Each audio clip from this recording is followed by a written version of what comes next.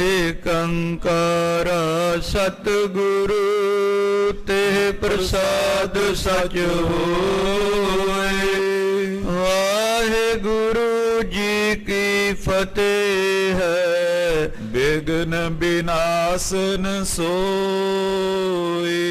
ਵਾਹਿਗੁਰੂ ਜੀ ਕੀ ਫਤਿਹ ਹੈ। ਬਿਘਨ ਬਿਨਾਸਨ ਸੋਈ। ਸਤਿਨਾਮ ਸ੍ਰੀ ਵਾਹਿਗੁਰੂ ਸਾਹਿਬ ਜੀ। ਦੋਹਰਾ।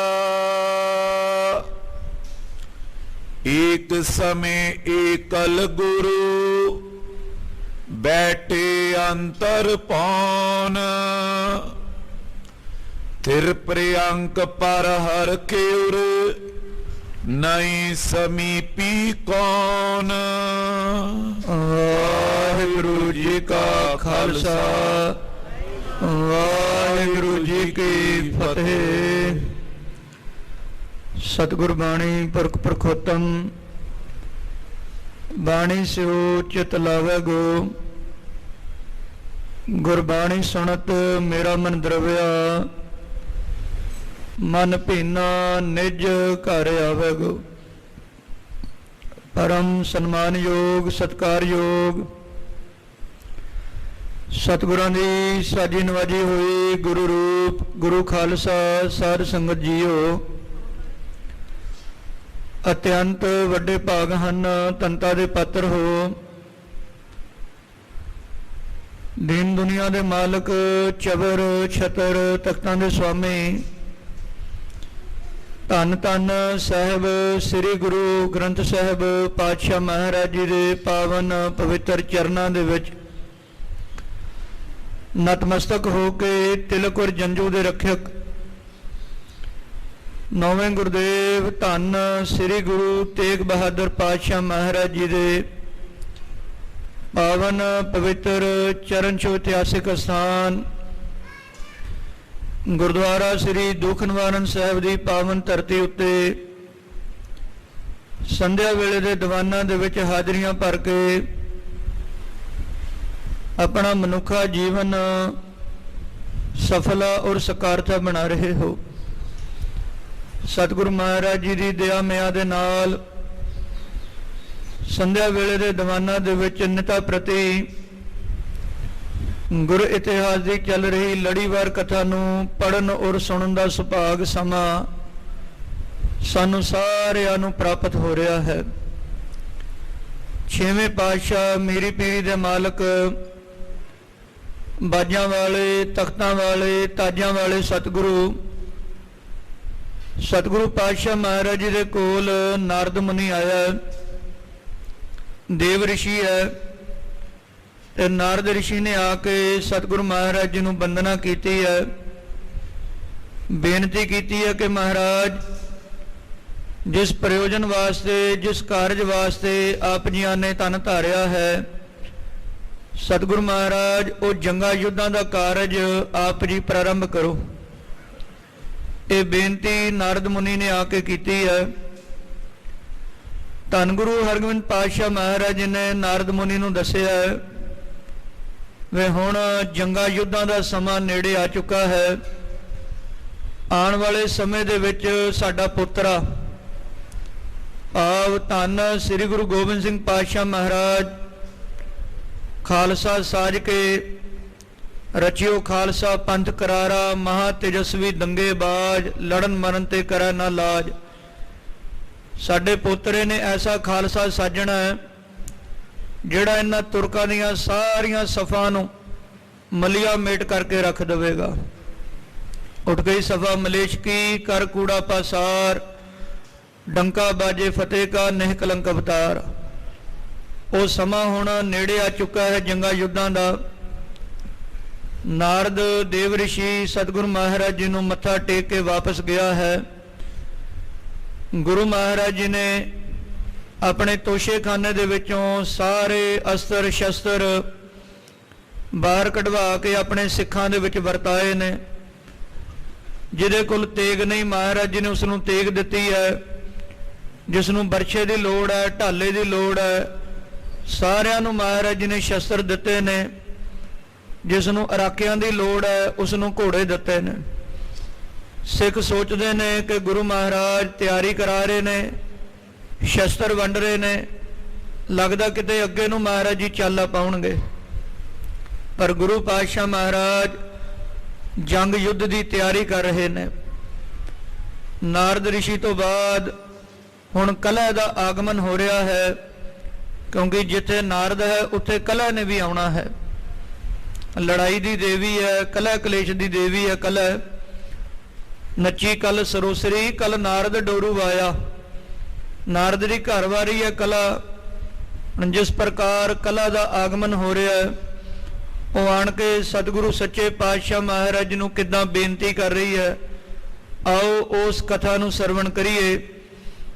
ਗੁਰੂ ਪਾਤਸ਼ਾਹ ਮਹਾਰਾਜ ਜੀ ਦਾ ਧਿਆਨ ਆਪਣੇ ਹਿਰਦਿਆਂ ਦੇ ਵਿੱਚ ਧਾਰਨ ਕਰਦਿਆਂ ਹੋਇਆਂ, ਆਪਣੇ ਮਨ ਨੂੰ ਇਕਾਗਰ ਕਰਦਿਆਂ ਔਰ ਰਸਨਾ ਦੀ ਪੂਰਨ ਪਵਿੱਤਰਤਾ ਦੇ ਲਈ ਸਮੂਹ ਮਾਈ ਭਾਈ ਆਖਣਾ ਕਰੀਏ ਜੀ। ਸਤਨਾਮ ਸ੍ਰੀ ਵਾਹਿਗੁਰੂ ਸਾਹਿਬ ਜੀ। ਸਤਨਾਮ ਸ੍ਰੀ ਵਾਹਿਗੁਰੂ ਸਾਹਿਬ ਜੀ।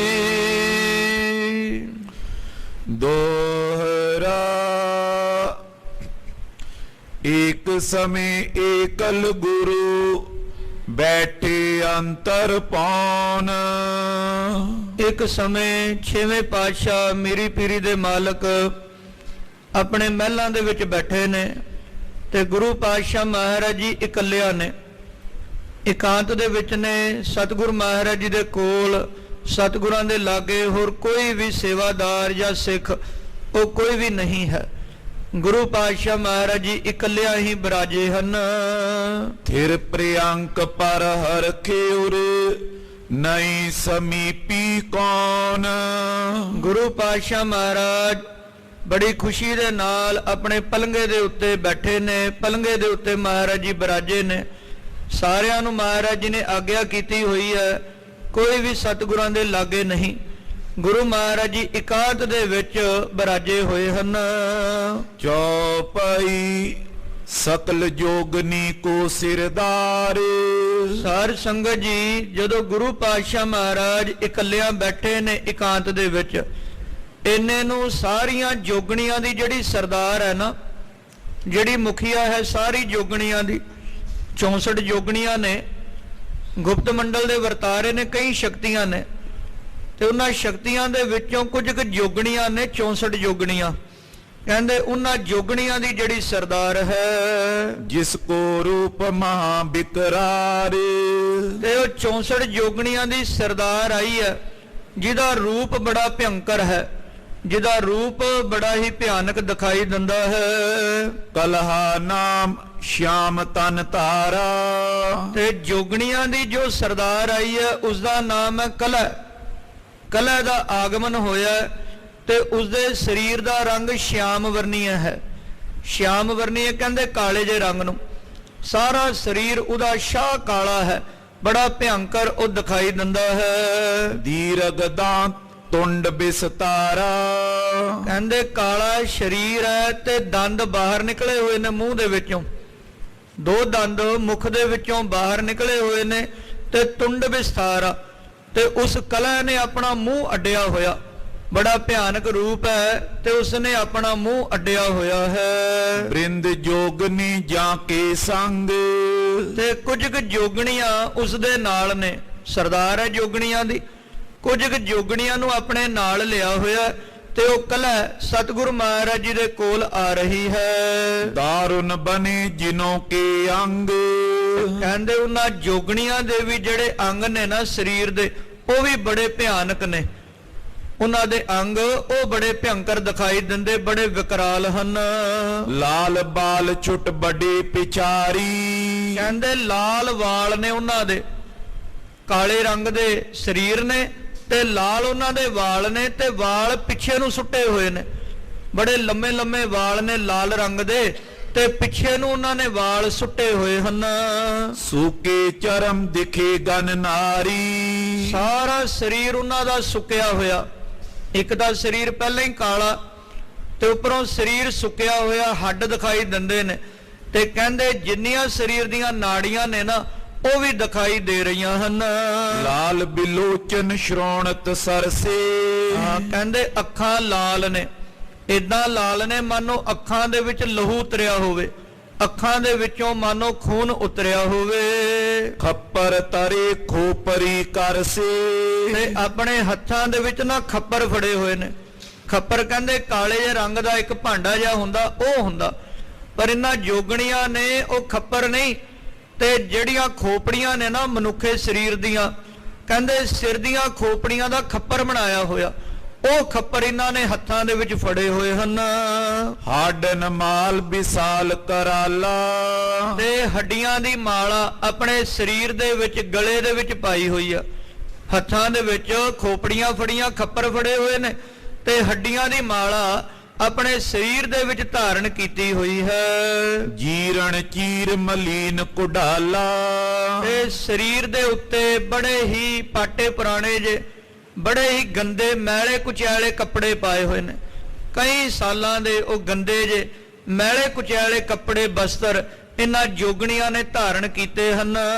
ਆਨ ਪਈ ਗੁਰ ਆਗੇ ਠਾਂਡੀ। ਤੇ ਕਲਹ ਆਈ ਹੈ ਸਤਿਗੁਰੂ ਮਹਾਰਾਜ ਜੀ ਜਿੱਥੇ ਬਿਰਾਜੇ ਹੋਏ ਨੇ ਨਾ, ਸਤਿਗੁਰਾਂ ਦੇ ਸਾਹਮਣੇ ਆ ਕੇ ਕਲਾ ਖੜੀ ਹੋਈ ਹੈ। ਰੁਦਰ ਮਾਸ ਪਿਆਸਾ ਛੁਦ ਬਾਡੀ। ਕਹਿੰਦੇ ਭੁੱਖੀ ਹੈ ਉਹ ਕਲਾ, ਮਾਸ ਦੀ ਤੇ ਲਹੂ ਦੀ, ਉਹਨੂੰ ਭੁੱਖ ਲੱਗੀ ਹੋਈ ਹੈ ਤੇ ਪਿਆਸ ਲੱਗੀ ਹੋਈ ਹੈ। ਜਿਹੀ ਦੀ ਸੋ ਓਸ਼ਟ ਚਾਟਤ।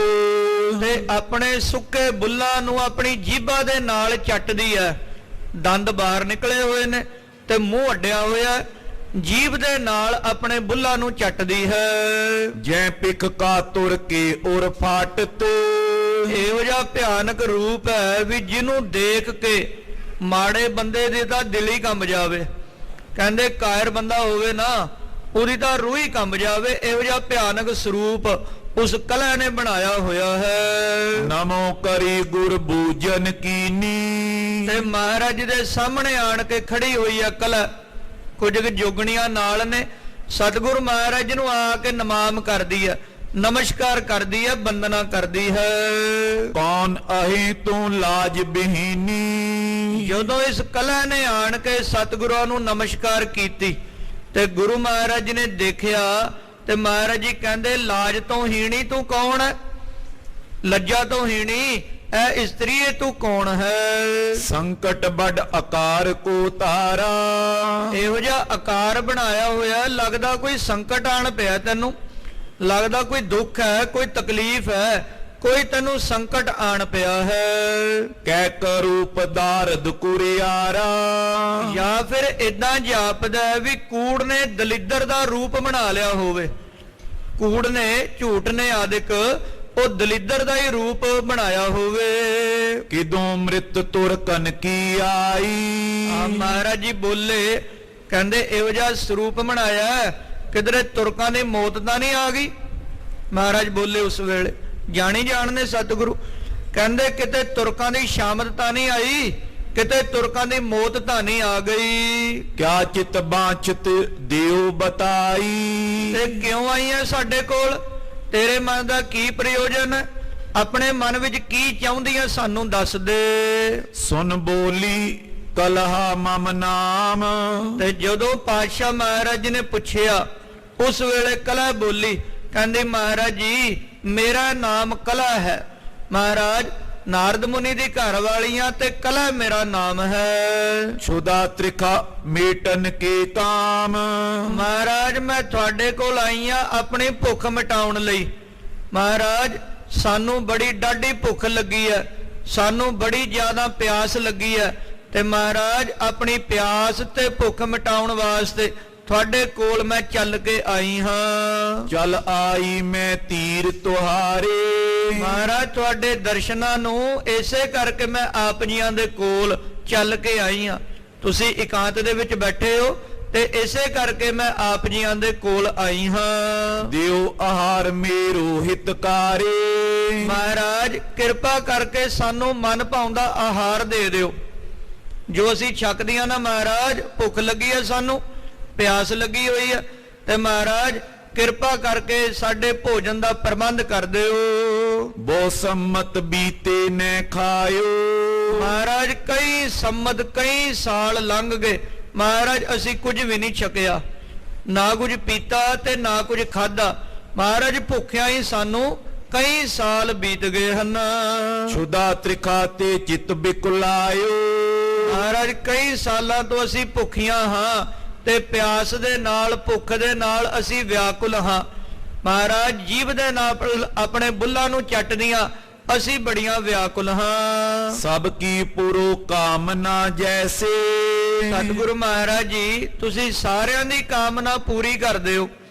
ਜਿਹੜਾ ਵੀ ਤੁਹਾਡੇ ਦਰਬਾਰ ਦੇ ਵਿੱਚ ਆਵੇ, ਤੁਹਾਡੇ ਦੁਆਰੇ ਤੇ ਆਵੇ, ਮਹਾਰਾਜ ਜੋ ਵੀ ਕਾਮਨਾ ਕਹੇ ਉਹ ਕਾਮਨਾ ਆਪ ਜੀ ਪੂਰੀ ਕਰਦੇ ਹੋ। ਕਿਰਪਾ ਕਰੋ ਮੋਹ ਭਰ ਪੀ ਤੈਸੇ। ਮਹਾਰਾਜ ਮੈਂ ਵੀ ਤੁਹਾਡੇ ਦੁਆਰੇ ਤੇ ਆਈ ਹਾਂ, ਜਿਵੇਂ ਬਾਕੀਆਂ ਦੇ ਉੱਤੇ ਕਿਰਪਾ ਕਰਦੇ ਹੋ ਨਾ, ਮੇਰੀ ਵੀ ਕਾਮਨਾ ਪੂਰੀ ਕਰ ਦਿਓ। ਮਹਾਰਾਜ ਮੇਰੀ ਵੀ ਆਪ ਜੀ ਕਾਮਨਾ ਇੱਛਾ ਪੂਰੀ ਕਰੋ। ਸਕਲ ਜੋਗਨੀ ਮਮ ਪਰਵਾਰਾ। ਮਹਾਰਾਜ ਜਿੰਨੀਆਂ 64 ਜੋਗਣੀਆਂ ਨੇ ਉਹ ਸਾਰਾ ਮੇਰਾ ਪਰਿਵਾਰ ਹੈ।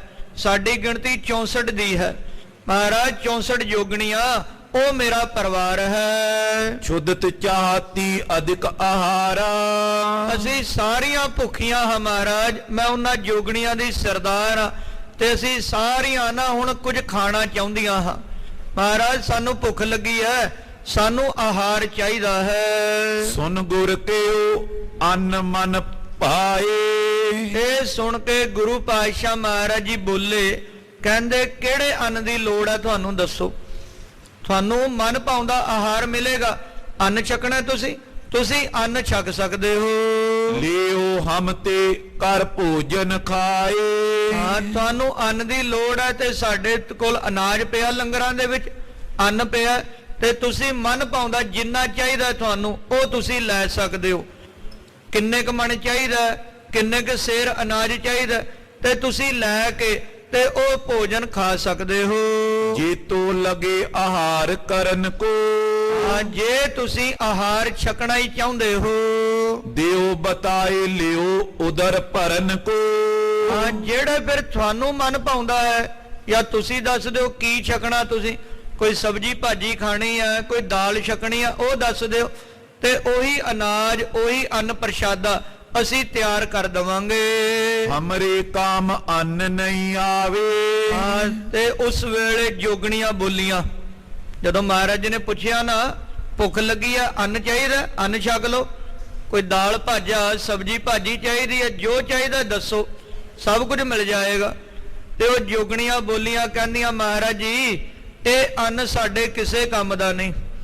ਇਹ ਅਨਾਜ, ਇਹ ਦਾਲਾਂ ਸਬਜ਼ੀਆਂ ਮਹਾਰਾਜ ਇਹ ਸਾਡੇ ਕਿਸੇ ਕੰਮ ਨਹੀਂ ਹਨ। ਨੈ ਸੰਗਰੇਲੇ ਕਬਹੂ ਖਾਵੀ। ਨਾ ਮਹਾਰਾਜ ਜੀ ਅਸੀਂ ਇਹੋ ਜਿਹਾ ਅਨਾਜ ਇਕੱਠਾ ਕਰਦੀਆਂ, ਨਾ ਕਦੀ ਅਸੀਂ ਇਹੋ ਜਿਹਾ ਪ੍ਰਸ਼ਾਦਾ ਛਕਿਆ ਹੈ। ਅਸੀਂ ਇਹ ਨਹੀਂ ਅਨਾਜ ਖਾਂਦੀਆਂ, ਇਹ ਦਾਲਾਂ ਸਬਜ਼ੀਆਂ ਦਾ ਸੇਵਨ ਅਸੀਂ ਨਹੀਂ ਕਰਦੀਆਂ। ਮਾਸ ਰੁਦਰ ਕੋ ਕਰੇ ਆਹਾਰਾ। ਮਹਾਰਾਜ ਸਾਡਾ ਆਹਾਰ ਹੈ ਮਾਸ, ਸਾਡਾ ਆਹਾਰ ਹੈ ਲਹੂ ਖੂਨ। ਰੁਦਰ ਕਹਿੰਦੇ ਨੇ ਖੂਨ ਨੂੰ। ਮਹਾਰਾਜ ਜੀ ਅਸੀਂ ਮਾਸ ਖਾਂਦੀਆਂ ਤੇ ਲਹੂ ਪੀਂਦੀਆਂ ਹਾਂ। ਹੋਏ ਤ੍ਰਿਪਤ ਬੋਲਹੀਂ ਡਕਾਰਾ। ਮਹਾਰਾਜ ਮਾਸ ਖਾ ਕੇ ਲਹੂ ਪੀ ਕੇ ਫੇਰ ਸਾਨੂੰ ਰੱਜ ਆਉਂਦਾ, ਫੇਰ ਅਸੀਂ ਡਕਾਰ ਮਾਰਦੀਆਂ ਹਾਂ। ਲਹੂ ਪੀ ਕੇ ਨਾ ਖੱਪਰ ਭਰ ਭਰ ਕੇ, ਮਹਾਰਾਜ ਹੱਥਾਂ ਵਿੱਚ ਖੱਪਰ ਫੜੇ ਨੇ ਤੇ ਇਹਨਾਂ ਖੱਪਰਾਂ ਦੇ ਵਿੱਚ ਲਹੂ ਭਰ ਭਰ ਕੇ ਪੀਂਦੀਆਂ ਅਸੀਂ, ਮਾਸ ਖਾਂਦੀਆਂ ਤੇ ਮਹਾਰਾਜ ਫੇਰ ਡਕਾਰ ਮਾਰ ਕੇ ਅਸੀਂ ਤ੍ਰਿਪਤ ਹੁੰਦੀਆਂ ਹਾਂ। ਗੁਰੂ ਕੇ ਉਹਦੇ ਮਹਿਕ ਮੰਗਾਈ। ਮਹਾਰਾਜ ਕਹਿਣ ਲੱਗੇ ਅੱਛਾ ਜੇ ਮਾਸ ਖਾਂਦੀਆਂ ਫਿਰ ਮਹਿਕ ਮੰਗਾ ਦਈਏ, ਕੋਈ ਵੱਡੇ ਭੈਂਸੇ ਸਾਂਢ ਕੋਈ ਮੱਝਾਂ ਮੰਗਾ ਦਈਏ ਤੁਹਾਡੇ ਵਾਸਤੇ, ਦੱਸੋ ਕੀ ਚਾਹੀਦਾ। ਝੋਟੇ ਖੜੇ ਕਰ ਦਿੰਨੇ ਆ ਤੇ ਤੁਸੀਂ ਉਹ ਖਾ ਸਕਦੇ ਹੋ। ਅਖੋ ਮਾਸ ਛਾਂਗ ਸਮੁਦਾਈ। ਹਾਂ ਜੇ ਤੁਹਾਨੂੰ ਮਾਸ ਦੀ ਹੋਈ ਲੋੜ ਹੈ ਤੇ ਝੋਟੇ ਲਿਆ ਕੇ ਹਾਜ਼ਰ ਕਰ ਦਿੰਨੇ ਆ। ਭੈਂਸੇ ਲਿਆ ਕੇ ਤੁਹਾਡੇ ਮੂਹਰੇ ਬੰਨ ਦਿੰਨੇ ਆ, ਜਾਂ ਫਿਰ ਝਟੰਗਾ ਝਟਕਾ ਦਿੰਨੇ ਆ ਤੁਹਾਡੇ ਵਾਸਤੇ, ਤੇ ਉਹਨਾਂ ਨੂੰ ਛਾਂਗ ਲਿਓ ਤੁਸੀਂ, ਬੱਕਰੇ ਆਦਿਕ ਉਹ ਦੇ ਦਿੰਨੇ ਆ ਤੁਹਾਨੂੰ। ਦੱਸੋ ਤੁਸੀਂ ਕੀ ਖਾਣਾ? ਸਾਡੀ ਸ਼ਰਨ ਦੇ ਵਿੱਚ ਆਈਆਂ ਹੋ ਤੇ ਅਸੀਂ ਤੁਹਾਨੂੰ ਨਿਰਾਸ਼ ਨਹੀਂ ਮੋੜਦੇ। ਦੱਸੋ ਤੁਹਾਡੇ ਵਾਸਤੇ ਕਿਹੜੇ ਮਾਸ ਦਾ ਪ੍ਰਬੰਧ ਕਰ ਦਈਏ? ਜੀਤਕ ਚਉ ਕਉ ਅਬ ਮੋਈ। ਹਾਂ, ਦੱਸੋ ਕੀ ਖਾਣਾ ਤੁਸੀਂ? ਜੋ ਤੁਹਾਡੇ ਚਿੱਤ ਦੇ ਵਿੱਚ ਚਾਹਨਾ ਹੈ ਨਾ, ਉਹ ਤੁਸੀਂ ਸਾਨੂੰ ਦੱਸ ਸਕਦੇ ਹੋ। ਦੇ ਅਨਵਾਏ ਤ੍ਰਿਪਤ ਜਿਮ ਤੋਈ। ਅਸੀਂ ਉਹੀ ਕੁਝ ਬਣਾ ਦੇਵਾਂਗੇ ਤੁਹਾਡੇ ਵਾਸਤੇ ਜਿਹਦੇ ਕਰਕੇ ਤੁਸੀਂ ਤ੍ਰਿਪਤ ਹੋ ਜਾਵੋ। ਦੱਸੋ ਤੁਹਾਡਾ ਆਹਾਰ ਕੀ ਹੈ, ਕਿਹੜਾ ਮਾਸ ਤੁਹਾਨੂੰ ਲੋੜ ਹੈ? ਅਸ ਆਮਿਕ ਨੇ ਕਾਮ ਹਮਾਰੇ। ਉਸ ਵੇਲੇ ਜੋਗਣੀਆਂ ਉਹ ਕਲਾ ਫੇਰ ਬੋਲੀ, ਕਹਿਣ ਲੱਗੀ ਮਹਾਰਾਜ ਸਾਨੂੰ ਇਹ ਮਾਸ ਦੀ ਵੀ ਲੋੜ ਨਹੀਂ, ਅਸੀਂ ਨਹੀਂ ਨਾ ਝੋਟਿਆਂ ਦਾ ਭੈਂਸਿਆਂ ਦਾ ਮਾਸ ਖਾਂਦੇ, ਜਾਂ ਮਹਾਰਾਜ ਝਟੰਗੇ ਛਕਦੇ ਡਲੇ ਛਕਦੇ, ਨਹੀਂ ਮਹਾਰਾਜ ਅਸੀਂ ਇਹ ਮਾਸ ਦਾ ਸੇਵਨ ਨਹੀਂ ਕਰਦੀਆਂ। ਨੈ ਕਬ ਅਚੇ ਨ ਛੁਦਾ ਨਿਵਾਰੇ। ਮਹਾਰਾਜ ਅਸੀਂ ਇਹ ਮਾਸ ਪਹਿਲਾਂ ਕਦੇ ਨਹੀਂ ਖਾਦਾ, ਤੇ ਨਾ ਹੀ ਮਹਾਰਾਜ ਇਹੋ ਜਿਹਾ ਮਾਸ ਖਾ ਕੇ ਨਾ ਜਾਨਵਰਾਂ ਦਾ, ਝੋਟਿਆਂ ਦਾ, ਭੈਂਸਿਆਂ ਦਾ, ਬੱਕਰਿਆਂ ਦਾ ਖਾ ਕੇ ਮਹਾਰਾਜ ਸਾਡੀ ਭੁੱਖ ਨਿਵਰਤ ਨਹੀਂ ਹੁੰਦੀ। ਇਹ ਮਾਸ ਖਾ ਕੇ ਸਾਨੂੰ ਤ੍ਰਿਪਤੀ ਨਹੀਂ ਹੁੰਦੀ, ਸਾਨੂੰ ਰੱਜ ਨਹੀਂ ਆਉਂਦਾ। ਮਮ ਆਹਾਰ ਤੁਮਰੇ ਕਰ ਆਹੇ। ਮਹਾਰਾਜ ਸਾਡਾ ਆਹਾਰ ਤੁਹਾਡੇ ਹੱਥ ਦੇ ਵਿੱਚ ਹੈ।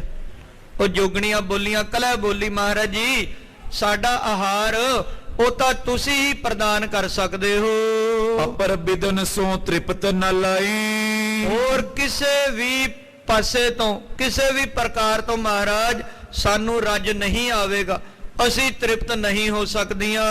ਸੋ ਮੈਂ ਕਉ ਸੁਨੋ ਗੁਰ ਧੀਰ। ਤੇ ਮਹਾਰਾਜ ਕਿਹੋ ਜੇ ਮਾਸ ਦੀ ਸਾਨੂੰ ਲੋੜ ਹੈ ਉਹ ਅਸੀਂ ਦੱਸਦੀਆਂ ਹਾਂ, ਕਿਹੋ ਜਿਹਾ ਮਾਸ ਸਾਨੂੰ ਪਸੰਦ ਹੈ ਮਹਾਰਾਜ ਉਹ ਮੈਂ ਬੇਨਤੀ ਕਰਕੇ ਦੱਸਦੀ ਹਾਂ। ਦੋਇ ਦਿਸ਼ ਦਲ ਜੁਟੇ ਬਰ ਵੀਰ।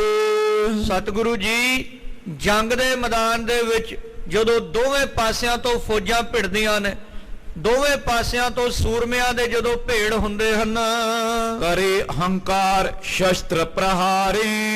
ਵੀਰ ਰਸ ਧਾਰਨ ਕਰਕੇ, ਹੰਕਾਰ ਧਾਰਨ ਕਰਕੇ ਜਦੋਂ ਦੋਵਾਂ ਪਾਸਿਆਂ ਤੋਂ ਦੋਵਾਂ ਦਲਾਂ ਦੀਆਂ ਫੌਜਾਂ ਜਦੋਂ ਆਪਸ ਦੇ ਵਿੱਚ ਭਿੜਦੀਆਂ ਨੇ ਸ਼ਸਤਰ ਫੜ ਕੇ, ਹੋਏ ਕਾਇਲ ਪੁਨ ਤਿਸ ਕੋ ਮਾਰੇ। ਮਹਾਰਾਜ ਸੂਰਮਿਆਂ ਦੇ ਸਰੀਰ ਵਿੰਨੇ ਜਾਂਦੇ ਨੇ ਬਰਛੀਆਂ ਦੇ ਨਾਲ। ਇੱਕ ਵੀਰ ਪਰੋਤੇ ਬਰਛੀਏ ਜਨ ਡਾਲ ਚਮੁੱਟੇ ਆਵਲੇ। ਮਹਾਰਾਜ ਜਦੋਂ ਯੋਧੇ ਘਾਇਲ ਹੁੰਦੇ ਨੇ ਨਾ, ਰਣ ਤੱਤੇ ਦੇ ਮੈਦਾਨ 'ਚ ਜਦੋਂ ਜ਼ਖਮੀ ਹੁੰਦੇ ਨੇ, ਜਦੋਂ ਉਹਨਾਂ ਦੇ ਸਰੀਰਾਂ ਤੇ ਫੱਟ ਵੱਜਦੇ ਨੇ, ਤੇ ਜਦੋਂ ਉਹ ਮਰਦੇ ਨੇ ਸ਼ਹੀਦੀ ਪਾਉਂਦੇ ਹਨ, ਹਟੇ ਨ ਪਾਛੇ ਸਨਮੁਖ ਗਿਰੇ।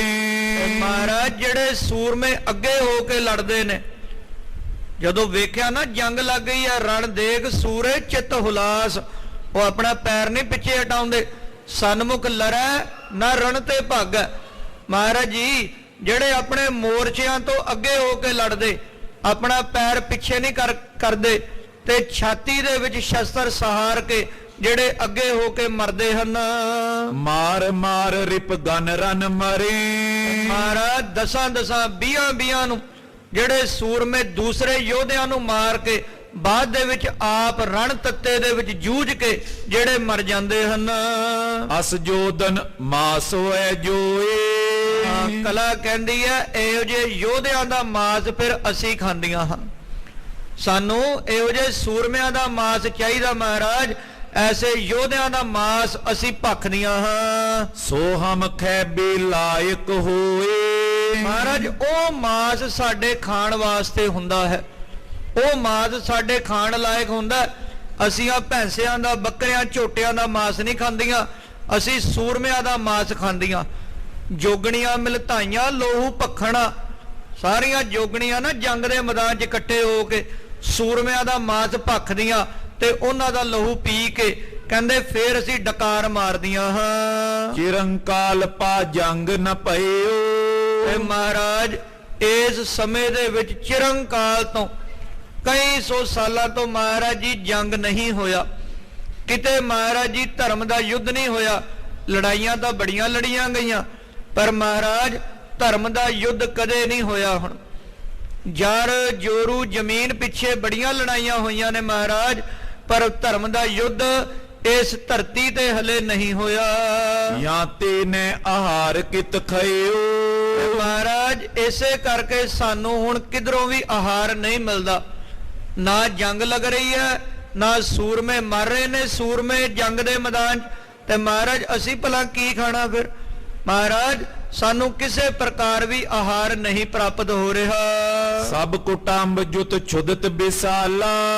ਮੇਰੇ ਸਮੇਤ ਜਿਤਨਾ ਵੀ ਕੁਟੰਬ ਹੈ ਨਾ, ਅਸੀਂ ਜਿੰਨੀਆਂ 64 ਜੋਗਣੀਆਂ ਹਾਂ, ਅਸੀਂ ਸਾਰੀਆਂ ਭੁੱਖੀਆਂ ਪਿਆਸੀਆਂ ਹਾਂ। ਰੁਦਨ ਨਾ ਪ੍ਰਾਪਤ ਭਾ ਕਿਸ ਕਾਲਾ। ਕਿਸੇ ਵੀ ਸਮੇਂ ਮਹਾਰਾਜ ਸਾਨੂੰ ਲਹੂ ਪ੍ਰਾਪਤ ਨਹੀਂ ਹੋ ਰਿਹਾ। ਆ ਖੱਪਰ ਸਾਡੇ ਖਾਲੀ ਪਏ ਨੇ ਭਾਂਡੇ ਕਈ ਸਮੇਂ ਤੋਂ। ਮਹਾਰਾਜ ਉਡੀਕਦੀਆਂ ਅਸੀਂ ਕਦੋਂ ਅਸੀਂ ਇਹਨਾਂ ਖੋਪੜੀਆਂ ਦੇ ਵਿੱਚ, ਇਹਨਾਂ ਖੱਪਰਾਂ ਦੇ ਵਿੱਚ ਲਹੂ ਭਰ ਭਰ ਕੇ ਅਸੀਂ ਪੀਏ। ਜਾਂ ਤੇ ਤ੍ਰਿਖਾ ਮਹਾ ਕਰ ਵਿਆਕੁਲ। ਇਸੇ ਕਰਕੇ ਮਹਾਰਾਜ ਅਸੀਂ ਪਿਆਸੀਆਂ ਹਾਂ, ਤੇ ਸਾਨੂੰ ਇਹ ਪਿਆਸ ਲਹੂ ਦੀ ਉਹ ਸਤਾ ਰਹੀ ਹੈ। ਕਰਤ ਉਡੀਕਨ ਹਮ ਕੁਲਿਆ ਕੁਲ। ਮਹਾਰਾਜ ਜੀ ਕਈ ਲੰਮੇ ਸਮੇਂ ਤੋਂ ਅਸੀਂ ਉਡੀਕ ਕਰ ਰਹੀਆਂ ਹਾਂ ਕਿ ਕਦੋਂ ਜੰਗ ਲੱਗੇ, ਕਦੋਂ ਸੂਰਮਿਆਂ ਦਾ ਭੇੜ ਹੋਵੇ, ਰਣ ਤੱਤੇ ਦੇ ਮੈਦਾਨ 'ਚ ਯੋਧੇ ਗੱਜਣ, ਤੇ ਮਹਾਰਾਜ ਅਸੀਂ ਕਦੋਂ ਤ੍ਰਿਪਤ ਹੋਈਏ। ਨਿਰੰਕਾਲ ਕੀ ਛੁਦਾ ਨਿਵਾਰੋ। ਮਹਾਰਾਜ ਹੁਣ ਤੁਸੀਂ ਕਿਰਪਾ ਕਰੋ ਸਤਿਗੁਰੂ ਜੀ, ਚਿਰੰਕਾਲ ਤੋਂ ਕਈ ਸਾਲਾਂ ਤੋਂ ਜਿਹੜੇ ਸਾਨੂੰ ਪਿਆਸ ਲੱਗੀ ਆ ਨਾ, ਉਹਦੀ ਨਿਵਰਤੀ ਸਤਿਗੁਰੂ ਜੀ ਤੁਸੀਂ ਕਰ ਸਕਦੇ ਹੋ। ਮਹਾਰਾਜ ਉਸ ਦੀ ਨਿਵਰਤੀ ਸਿਰਫ ਤੇ ਸਿਰਫ ਤੁਸੀਂ ਮੇਟ ਸਕਦੇ ਹੋ। ਰਚੋ ਜੰਗ ਰਿਪ ਤੁਰਕਨ ਮਾਰੋ। ਕਲਾ ਨੇ ਵੀ ਬੇਨਤੀ ਕੀਤੀ, ਜਿਹੜੀ ਬੇਨਤੀ ਨਾਰਦ ਮੁਨੀ ਨੇ ਕੀਤੀ ਨਾ ਆਣ ਕੇ, ਕਲਾ ਨੇ ਵੀ ਉਹੀ ਬੇਨਤੀ ਕੀਤੀ। ਮਹਾਰਾਜ ਜੀ ਰਚੋ ਜੰਗ ਇਨ ਤੁਰਕਨ ਮਾਰੋ। ਮਹਾਰਾਜ ਜੀ ਜੰਗ ਦੇ ਮੈਦਾਨ ਪਖਾਓ, ਅਖਾੜੇ ਸਜਾਓ, ਤੇ ਮਹਾਰਾਜ ਇਹਨਾਂ ਤੁਰਕਾਂ ਪਾਪੀਆਂ ਦਾ ਨਾਸ਼ ਕਰੋ। ਸੁਨ ਬਿਕਸੇ ਗੁਰ ਬਾਕ ਬਖਾਨਾ। ਗੁਰੂ ਪਾਤਸ਼ਾਹ ਮਹਾਰਾਜ ਜੰਗ ਦੀ ਗੱਲ ਸੁਣ ਕੇ ਮੁਸਕਰਾਏ। ਸਤਿਗੁਰੂ ਮਹਾਰਾਜ ਜੀ ਪਾਤਸ਼ਾਹ ਜੀ ਮੁਸਕਰਾਏ ਤੇ ਖੁਸ਼ ਹੋ ਕੇ ਕਹਿਣ ਲੱਗੇ ਹਨ, ਮਚੇ ਯੁੱਧ ਅਬ ਭੀਮ ਮਹਾਨਾ। ਕਹਿਣ ਲੱਗੇ ਕਲਾ ਆਉਣ ਵਾਲੇ ਸਮੇਂ ਦੇ ਵਿੱਚ ਹੁਣ ਅਸੀਂ ਭਿਅੰਕਰ ਯੁੱਧ ਮਚਾਵਾਂਗੇ। ਹੁਣ ਇਸ ਧਰਤੀ ਦੇ ਉੱਤੇ ਰਣ ਤੱਤੇ ਦੇ ਮੈਦਾਨ ਸਜਾਏ ਜਾਣਗੇ। ਸੰਮਤ ਬਿਤੇ ਸੈਂਕੜੇ ਆਗੇ। ਤੇ ਕਈ ਸੈਂਕੜੇ ਸਾਲਾਂ ਤੱਕ ਜਦੋਂ ਜੰਗ ਨਹੀਂ ਹੋਇਆ, ਤੇ ਉਹ ਜੰਗ ਹੁਣ ਅਸੀਂ ਅੱਗੇ ਮਚਾਵਾਂਗੇ। ਹੋਵੇਂ ਰਣ ਘਰ ਘਰ ਮੈਂ ਜਾਗੇ। ਕਹਿੰਦੇ ਇਸ ਤੋਂ ਬਾਅਦ ਅਸੀਂ ਮੁੱਢ ਬੰਨ ਦੇਵਾਂਗੇ ਰਣ ਤੱਤੇ ਦੇ ਮੈਦਾਨ ਦਾ। ਪੰਜਵੇਂ ਪਾਤਸ਼ਾਹ ਮਹਾਰਾਜ ਜੀ ਨੇ ਇਹੀ ਬਚਨ ਕੀਤਾ ਸੀ ਨਾ ਛੇਵੇਂ ਮਹਾਰਾਜ ਜੀ ਨੂੰ ਕਿ ਸਾਡੇ ਪੁੱਤਰ ਨੂੰ ਜਾ ਕੇ ਕਹਿ ਦਿਓ, ਨਈ ਰੀਤ ਇੱਕ ਰਣ ਕੀ ਕੀਜੈ। ਬਾਕੀ ਜਿੰਨੀ ਮਰਿਆਦਾ ਗੁਰੂ ਘਰ ਦੀ ਉਸੇ ਤਰ੍ਹਾਂ ਰੱਖਣੀ ਹੈ, ਇੱਕ ਨਵੀਂ ਮਰਿਆਦਾ ਸ਼ੁਰੂ ਕਰਨੀ ਹੈ ਸਿੱਖ ਧਰਮ ਦੇ ਵਿੱਚ, ਉਹ ਹੈ ਰਣ ਤੱਤੇ ਦੇ ਮੈਦਾਨ ਦੀ। ਨਈ ਰੀਤ ਇੱਕ ਰਣ ਕੀ ਕੀਜੈ, ਜੰਗ ਦੀ ਮਰਿਆਦਾ ਸ਼ੁਰੂ ਕਰਨੀ ਆ। ਬਾਣੀ ਤੇ ਬਾਣਾ, ਸ਼ਸਤਰ ਤੇ ਸ਼ਾਸਤਰ, ਰਬਾਬ ਤੇ ਨਗਾਰਾ, ਇਹ ਇਕੱਠਾ ਕਰਨਾ ਹੈ। ਭਗਤੀ ਤੇ ਸ਼ਕਤੀ ਤੇ ਮੀਰੀ ਤੇ ਪੀਰੀ। ਕਹਿੰਦੇ ਆਉਣ ਵਾਲੇ ਸਮੇਂ ਦੇ ਵਿੱਚ ਇਹੋ ਜਿਹੇ ਜੰਗ ਹੋਣਗੇ ਕਿ ਘਰ ਘਰ ਦੇ ਵਿੱਚ ਜੰਗ ਹੋਇਆ ਕਰਨਗੇ, ਸੂਰਮੇ ਗੱਜਣਗੇ। ਪੰਜਾਬ ਦੇ ਜੰਮਿਆਂ ਨੂੰ ਨਿਤ ਮਹਿਮਾ, ਤੇ ਘਰ ਘਰ ਦੇ ਵਿੱਚ ਯੋਧਿਆਂ ਦੇ ਗਾਤਰਿਆਂ ਦੇ ਵਿੱਚ ਸ੍ਰੀ ਸਾਹਿਬਾਂ ਹੋਣਗੀਆਂ, ਉਹ ਤਿਆਰ ਬਰ ਤਿਆਰ ਹੋਣਗੇ। ਹਮ ਕਰਦੇ ਪ੍ਰਥਮ ਪਲ ਤੋਈ। ਕਹਿੰਦੇ ਅਸੀਂ ਸਭ ਤੋਂ ਪਹਿਲਾਂ ਇਹ ਰਣ ਤੱਤੇ ਦੇ ਅਖਾੜੇ ਮਚਾਵਾਂਗੇ। ਲਿਓ ਡਕਾਰ ਤ੍ਰਿਪਤ ਬੋ ਹੋਈ। ਤੇ ਜੰਗ ਦੇ ਮੈਦਾਨ ਪਖਾ ਕੇ ਤੈਨੂੰ ਤ੍ਰਿਪਤ ਕਰਾਂਗੇ। ਇਹ ਕਲਾ ਜਿਹੜੀ ਕਈ ਸਾਲਾਂ ਤੱਕ ਤੇਰੀ ਤ੍ਰਿਪਤੀ ਨਹੀਂ ਨਾ ਹੋਈ, ਤੁਸੀਂ ਭੁੱਖੀਆਂ ਹੋ ਪਿਆਸੀਆਂ ਹੋ, ਤੇ ਸਭ ਤੋਂ ਪਹਿਲਾਂ ਤੈਨੂੰ ਰਜਾਵਾਂਗੇ ਤੁਰਕਾਂ ਦੇ ਲਹੂ ਨਾਲ। ਇਹਨਾਂ ਪਾਪੀਆਂ ਮਲੇਛਾਂ ਦੇ ਰੁਦਰ ਦੇ ਨਾਲ ਤੁਹਾਡੀ ਨਿਵਰਤੀ ਹੋਵੇਗੀ ਪਿਆਸ ਦੀ। ਆਨ ਪਹੁੰਚਿਓ ਸਮੇਂ ਤੁਮਾਰਾ। ਤੇ ਤੁਹਾਡਾ ਸਮਾਂ ਨੇੜੇ ਆ ਗਿਆ ਹੈ, ਜਦੋਂ ਜੰਗ ਦੇ ਅਖਾੜਿਆਂ ਦੇ ਵਿੱਚ ਤੁਸੀਂ ਕਲਕਾਰੀਆਂ ਮਾਰ ਕੇ ਘੁੰਮੋਗੀਆਂ, ਤੇ ਯੋਧਿਆਂ ਦੇ ਸਰੀਰਾਂ ਦੇ ਵਿੱਚੋਂ ਖੱਪਰ ਭਰ ਭਰ ਕੇ ਲਹੂ ਦੇ ਪੀਵੋਗੀਆਂ। ਮਨ ਪਾਵਤ ਕਰ ਲਿਓ ਆਹਾਰਾ। ਉਹ ਸਮਾਂ ਹੁਣ ਨੇੜੇ ਹੀ ਹੈ, ਤੇ ਮਨ ਭਾਉਂਦਾ ਆਪਣਾ ਆਹਾਰ ਤੁਸੀਂ ਕਰ ਸਕਦੀਆਂ ਹੋ।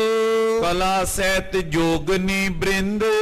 ਤੇ ਕਲਾ ਨੇ ਤੇ ਉਹਦੇ ਜਿੰਨੀਆਂ ਜੋਗਣੀਆਂ ਆਈਆਂ ਸੀ ਉਹਨਾਂ ਸਾਰਿਆਂ ਨੇ ਮਹਾਰਾਜ ਜੀ ਦੇ ਬਚਨਾਂ ਨੂੰ ਸੁਣਿਆ ਹੈ। ਭਇਓ ਸਬਨ ਉਤਸ਼ਾਹ ਬਿਲੰਦ।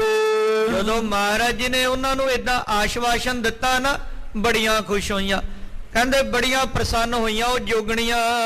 ਅੰਤਰ ਧਿਆਨ ਭਈ ਹਰਖੰਤੀ। ਉਸੇ ਵੇਲੇ ਅੰਤਰ ਧਿਆਨ ਹੋ ਕੇ ਪ੍ਰਸੰਨ ਹੋਈ ਹੈ ਵੀ ਹੁਣ ਕਈ ਸੌ ਸਾਲਾਂ ਦੀ ਸਾਡੀ ਭੁੱਖ ਨਿਵਰਤ ਹੋਵੇਗੀ, ਸਾਡੀ ਪਿਆਸ ਮਿਟੇਗੀ, ਤੇ ਬੜੀਆਂ ਖੁਸ਼ ਹੋਈਆਂ ਨੇ।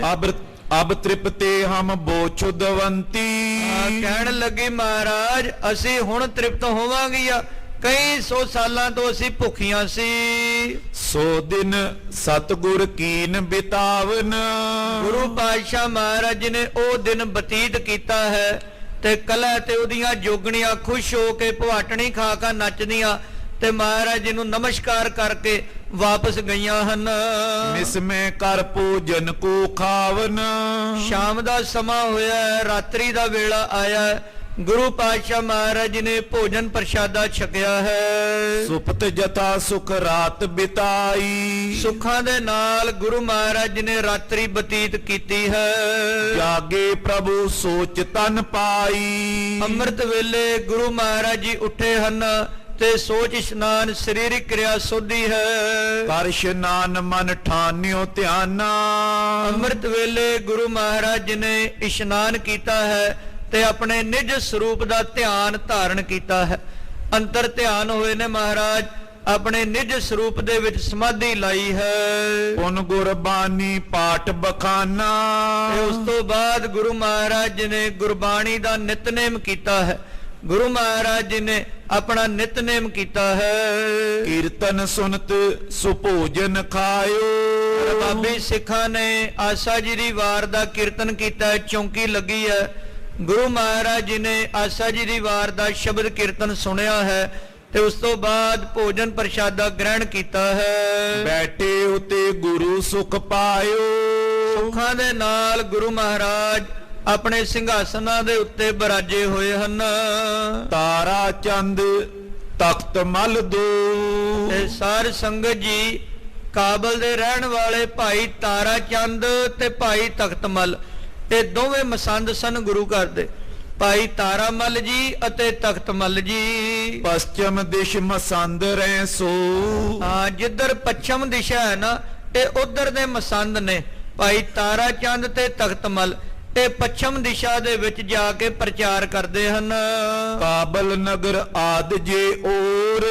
ਜਿਹੜੇ ਉਧਰ ਪੱਛਮ ਦਿਸ਼ਾ ਵੱਲ ਜਿਤਨੇ ਨਗਰ ਨੇ, ਕਾਬਲ, ਕੰਧਾਰ ਆਦਿਕ, ਉਧਰ ਜਿੰਨੇ ਵੀ ਉਹ ਨਗਰ ਹਨ, ਗੁਰ ਕੀ ਕਾਰ ਲੇਤ ਸਭ ਠੋਰ। ਇਹ ਉੱਥੋਂ ਦੀ ਕਾਰ ਸੇਵਾ ਕਰਦੇ, ਉਗਰਾਹੀ ਕਰਦੇ ਹੁੰਦੇ। ਉੱਥੇ ਜਿੰਨੀਆਂ ਸੰਗਤਾਂ ਨੇ ਨਾ, ਉਹਨਾਂ ਤੋਂ ਦਸਵੰਧ ਇਕੱਠਾ ਕਰਕੇ ਸਤਿਗੁਰਾਂ ਦਾ ਉਪਦੇਸ਼ ਉਹਨਾਂ ਸੰਗਤਾਂ ਤੱਕ ਪਹੁੰਚਾਇਆ ਕਰਦੇ ਹਨ। ਸੁਨੋ ਬਿਆ ਗੁਰ ਤਨੁ ਜਾ ਕੇਰਾ। ਜਦੋਂ ਇਹਨਾਂ ਮਸੰਦਾਂ ਨੂੰ, ਇਹਨਾਂ ਦੋਵਾਂ ਗੁਰਸਿੱਖਾਂ ਨੂੰ ਪਤਾ ਲੱਗਾ, ਭਾਈ ਤਾਰਾ ਚੰਦ ਤੇ ਭਾਈ ਤਖਤ ਮਲ ਨੂੰ, ਜਦੋਂ ਇਹਨਾਂ ਨੂੰ ਖਬਰ ਮਿਲੀ ਕਿ ਸਤਿਗੁਰੂ ਮਹਾਰਾਜ ਜੀ ਦੀ ਬੇਟੀ ਦੀ ਸ਼ਾਦੀ ਹੈ ਬੀਬੀ ਵੀਰੋ ਜੀ ਦੀ, ਜਦੋਂ ਇਹਨਾਂ ਦੋਵਾਂ ਨੂੰ ਪਤਾ ਲੱਗਾ ਹੈ, ਸਮਝੇ ਖਰਚ ਦਰਬ ਬੋ ਤੇਰਾ। ਤੇ ਇਹਨਾਂ ਨੇ ਆਪਣੀ ਜ਼ਿੰਮੇਵਾਰੀ ਸਮਝੀ ਹੈ ਕਿ ਸਤਿਗੁਰਾਂ ਦੀ ਬੇਟੀ ਦਾ ਵਿਆਹ ਹੈ ਤੇ ਵਿਆਹ ਦੇ ਵਿੱਚ ਬੜਾ ਖਰਚਾ ਹੁੰਦਾ, ਬੜੀਆਂ ਵਸਤੂਆਂ ਦੀ, ਕਈ ਪ੍ਰਕਾਰ ਦੀਆਂ ਚੀਜ਼ਾਂ ਦੀ, ਸਮੱਗਰੀ ਦੀ ਆਵਸ਼ਕਤਾ ਹੁੰਦੀ ਹੈ, ਤੇ ਇਹਨਾਂ ਨੇ ਆਪਣੀ ਜ਼ਿੰਮੇਵਾਰੀ ਸਮਝੀ ਹੈ। ਸਭ ਸਿੱਖਨ ਸੋ ਕਿਉ ਸੁਨਾਈ। ਕਾਬਲ ਦੇ ਜਿਤਨੇ ਸਿੱਖ ਨੇ, ਜਿਤਨੀਆਂ ਸੰਗਤਾਂ ਨੇ, ਉਹਨਾਂ ਸਾਰਿਆਂ ਨੂੰ ਇਹ ਪ੍ਰੇਰਿਤ ਕਰਕੇ ਕਹਿੰਦੇ ਹਨ, ਉਗਰਾਈ ਜੈ ਕੈ ਤਬ ਪਾਈ। ਇਹਨਾਂ ਨੇ ਆਖਿਆ ਕਿ ਭਾਈ ਸਤਿਗੁਰਾਂ ਦੇ ਘਰ ਦੇ ਵਿੱਚ ਵਿਆਹ ਹੈ, ਸ਼ਾਦੀ ਹੈ, ਤੇ ਇਸ ਕਰਕੇ ਮਹਾਰਾਜ ਜੀ ਨੂੰ ਕਿਉਂ ਨਾ ਦਸਵੰਧ ਭੇਟਾ ਕਰੀਏ, ਮਹਾਰਾਜ ਜੀ ਦੀ ਕਿਉਂ ਨਾ ਆਪਾਂ ਵੀ ਕੋਈ ਤਿਲ ਫੁੱਲ ਵਿੱਚ ਪਾਈਏ। ਤੇ ਕਹਿੰਦੇ ਭਾਈ ਆਪਾਂ ਉਗਰਾਹੀ ਇਕੱਠੀ ਕਰੀਏ, ਜਿਹਦੇ ਕੋਲ ਜਿੰਨਾ ਵੀ ਸਰਦਾ ਹੈ ਉਹ ਸਤਿਗੁਰਾਂ ਦੇ ਨਿਮਿਤ ਆਪਣੀ ਕਾਰ ਭੇਟਾ ਦੇਵੋ। ਲੈ ਕਰ ਤੈ ਤੇ ਦਰਬ ਕਨੇਰੇ। ਐਵੇਂ ਕਾਬਲ ਨਗਰ ਦੇ ਵਿੱਚੋਂ ਇਹਨਾਂ ਨੇ ਉਗਰਾਹੀ ਕੀਤੀ ਹੈ ਤੇ ਮਾਇਆ ਇਕੱਠੀ ਕਰ ਲਈ। ਅਪਰ ਪਦਾਰਥ ਸੰਚ ਬਡੇਰੇ। ਤੇ ਹੋਰ ਵੀ ਜਿਹੜੇ ਜਿਹੜੇ ਪਦਾਰਥਾਂ ਦੀ ਲੋੜ ਪੈਂਦੀ ਹੈ ਵਿਆਹ ਦੇ ਵਿੱਚ, ਕੱਪੜਾ, ਲੀੜਾ, ਹੋਰ ਸਮੱਗਰੀ, ਰਾਸ਼ਨ ਆਦਿਕ, ਉਹ ਵੀ ਇਹਨਾਂ ਨੇ ਇਕੱਠਾ ਕਰ ਲਿਆ। ਸੰਗਤ ਸੰਗ ਲਏ ਚਲ ਤੇ ਆਏ। ਕੁਝ ਕੁ ਸੰਗਤਾਂ ਨੂੰ ਵੀ ਨਾਲ ਲਿਆ ਹੈ ਕਿ ਸਤਿਗੁਰਾਂ ਦੇ ਕੋਲ ਜਾਵਾਂਗੇ ਤੇ ਗੁਰੂ ਮਹਾਰਾਜ ਜੀ ਨੂੰ ਨਾਲੇ ਤਾਂ ਦਸਵੰਧ ਦੀ ਮਾਇਆ ਦੇਵਾਂਗੇ ਤੇ ਨਾਲੇ ਸਤਿਗੁਰਾਂ ਦੇ ਦੀਦਾਰ ਕਰਾਂਗੇ। ਕਾਬਲ ਤੋਂ ਸਾਰੀ ਸੰਗਤ ਨੂੰ ਇਹਨਾਂ ਨੇ ਨਾਲ ਲਿਆ ਹੈ। ਮਿਲੇ ਚਰਨ ਗੁਰ ਕੇ ਲਪਟਾਏ। ਤੇ ਕਾਬਲ ਤੋਂ ਚੱਲ ਕੇ ਬੜੀ ਮਾਇਆ ਇਕੱਤਰ ਕੀਤੀ, ਨਾਲ ਵਸਤੂਆਂ ਨੇ, ਚੀਜ਼ਾਂ ਨੇ ਜੋ ਵਿਆਹ ਦੇ ਵਿੱਚ ਲੋੜ ਪੈਂਦੀ ਹੈ, ਤੇ ਮਹਾਰਾਜ ਜੀ ਦੇ ਕੋਲ ਚੱਲ ਕੇ ਆਏ ਹਨ। ਅਪਰ ਸਿੱਖ ਤਰ ਤਰ ਉਪਹਾਰਾ। ਆਣ ਕੇ ਸਤਿਗੁਰਾਂ ਦੇ ਚਰਨਾਂ ਦੇ ਉੱਤੇ ਮੱਥਾ ਟੇਕਿਆ, ਸਾਰੀਆਂ ਭੇਟਾਵਾਂ ਅੱਗੇ ਰੱਖੀਆਂ। ਬਾਕੀ ਜਿਤਨੀ ਸੰਗਤ ਨਾਲ ਹੈ ਉਹਨਾਂ ਨੇ ਵੀ ਆਪੋ ਆਪਣੇ ਉਪਹਾਰ ਮਹਾਰਾਜ ਜੀ ਦੇ ਸਨਮੁਖ ਰੱਖੇ ਹਨ। ਬੰਦਨ ਕਰਤੇ ਦਰਸ ਨਿਹਾਰਾ। ਮਹਾਰਾਜ ਜੀ ਦੇ ਚਰਨਾਂ ਤੇ ਮੱਥਾ ਟੇਕ ਕੇ ਬੰਦਨਾ ਕਰਦੇ, ਸਤਿਗੁਰਾਂ ਦੇ ਸੋਹਣੇ ਸਰੂਪ ਦੇ ਦਰਸ਼ਨ ਕਰਦੇ ਹਨ। ਵਸਤਰ ਵਿਭੂਖਨ ਧਨ ਧਰ ਨਿਮੇ।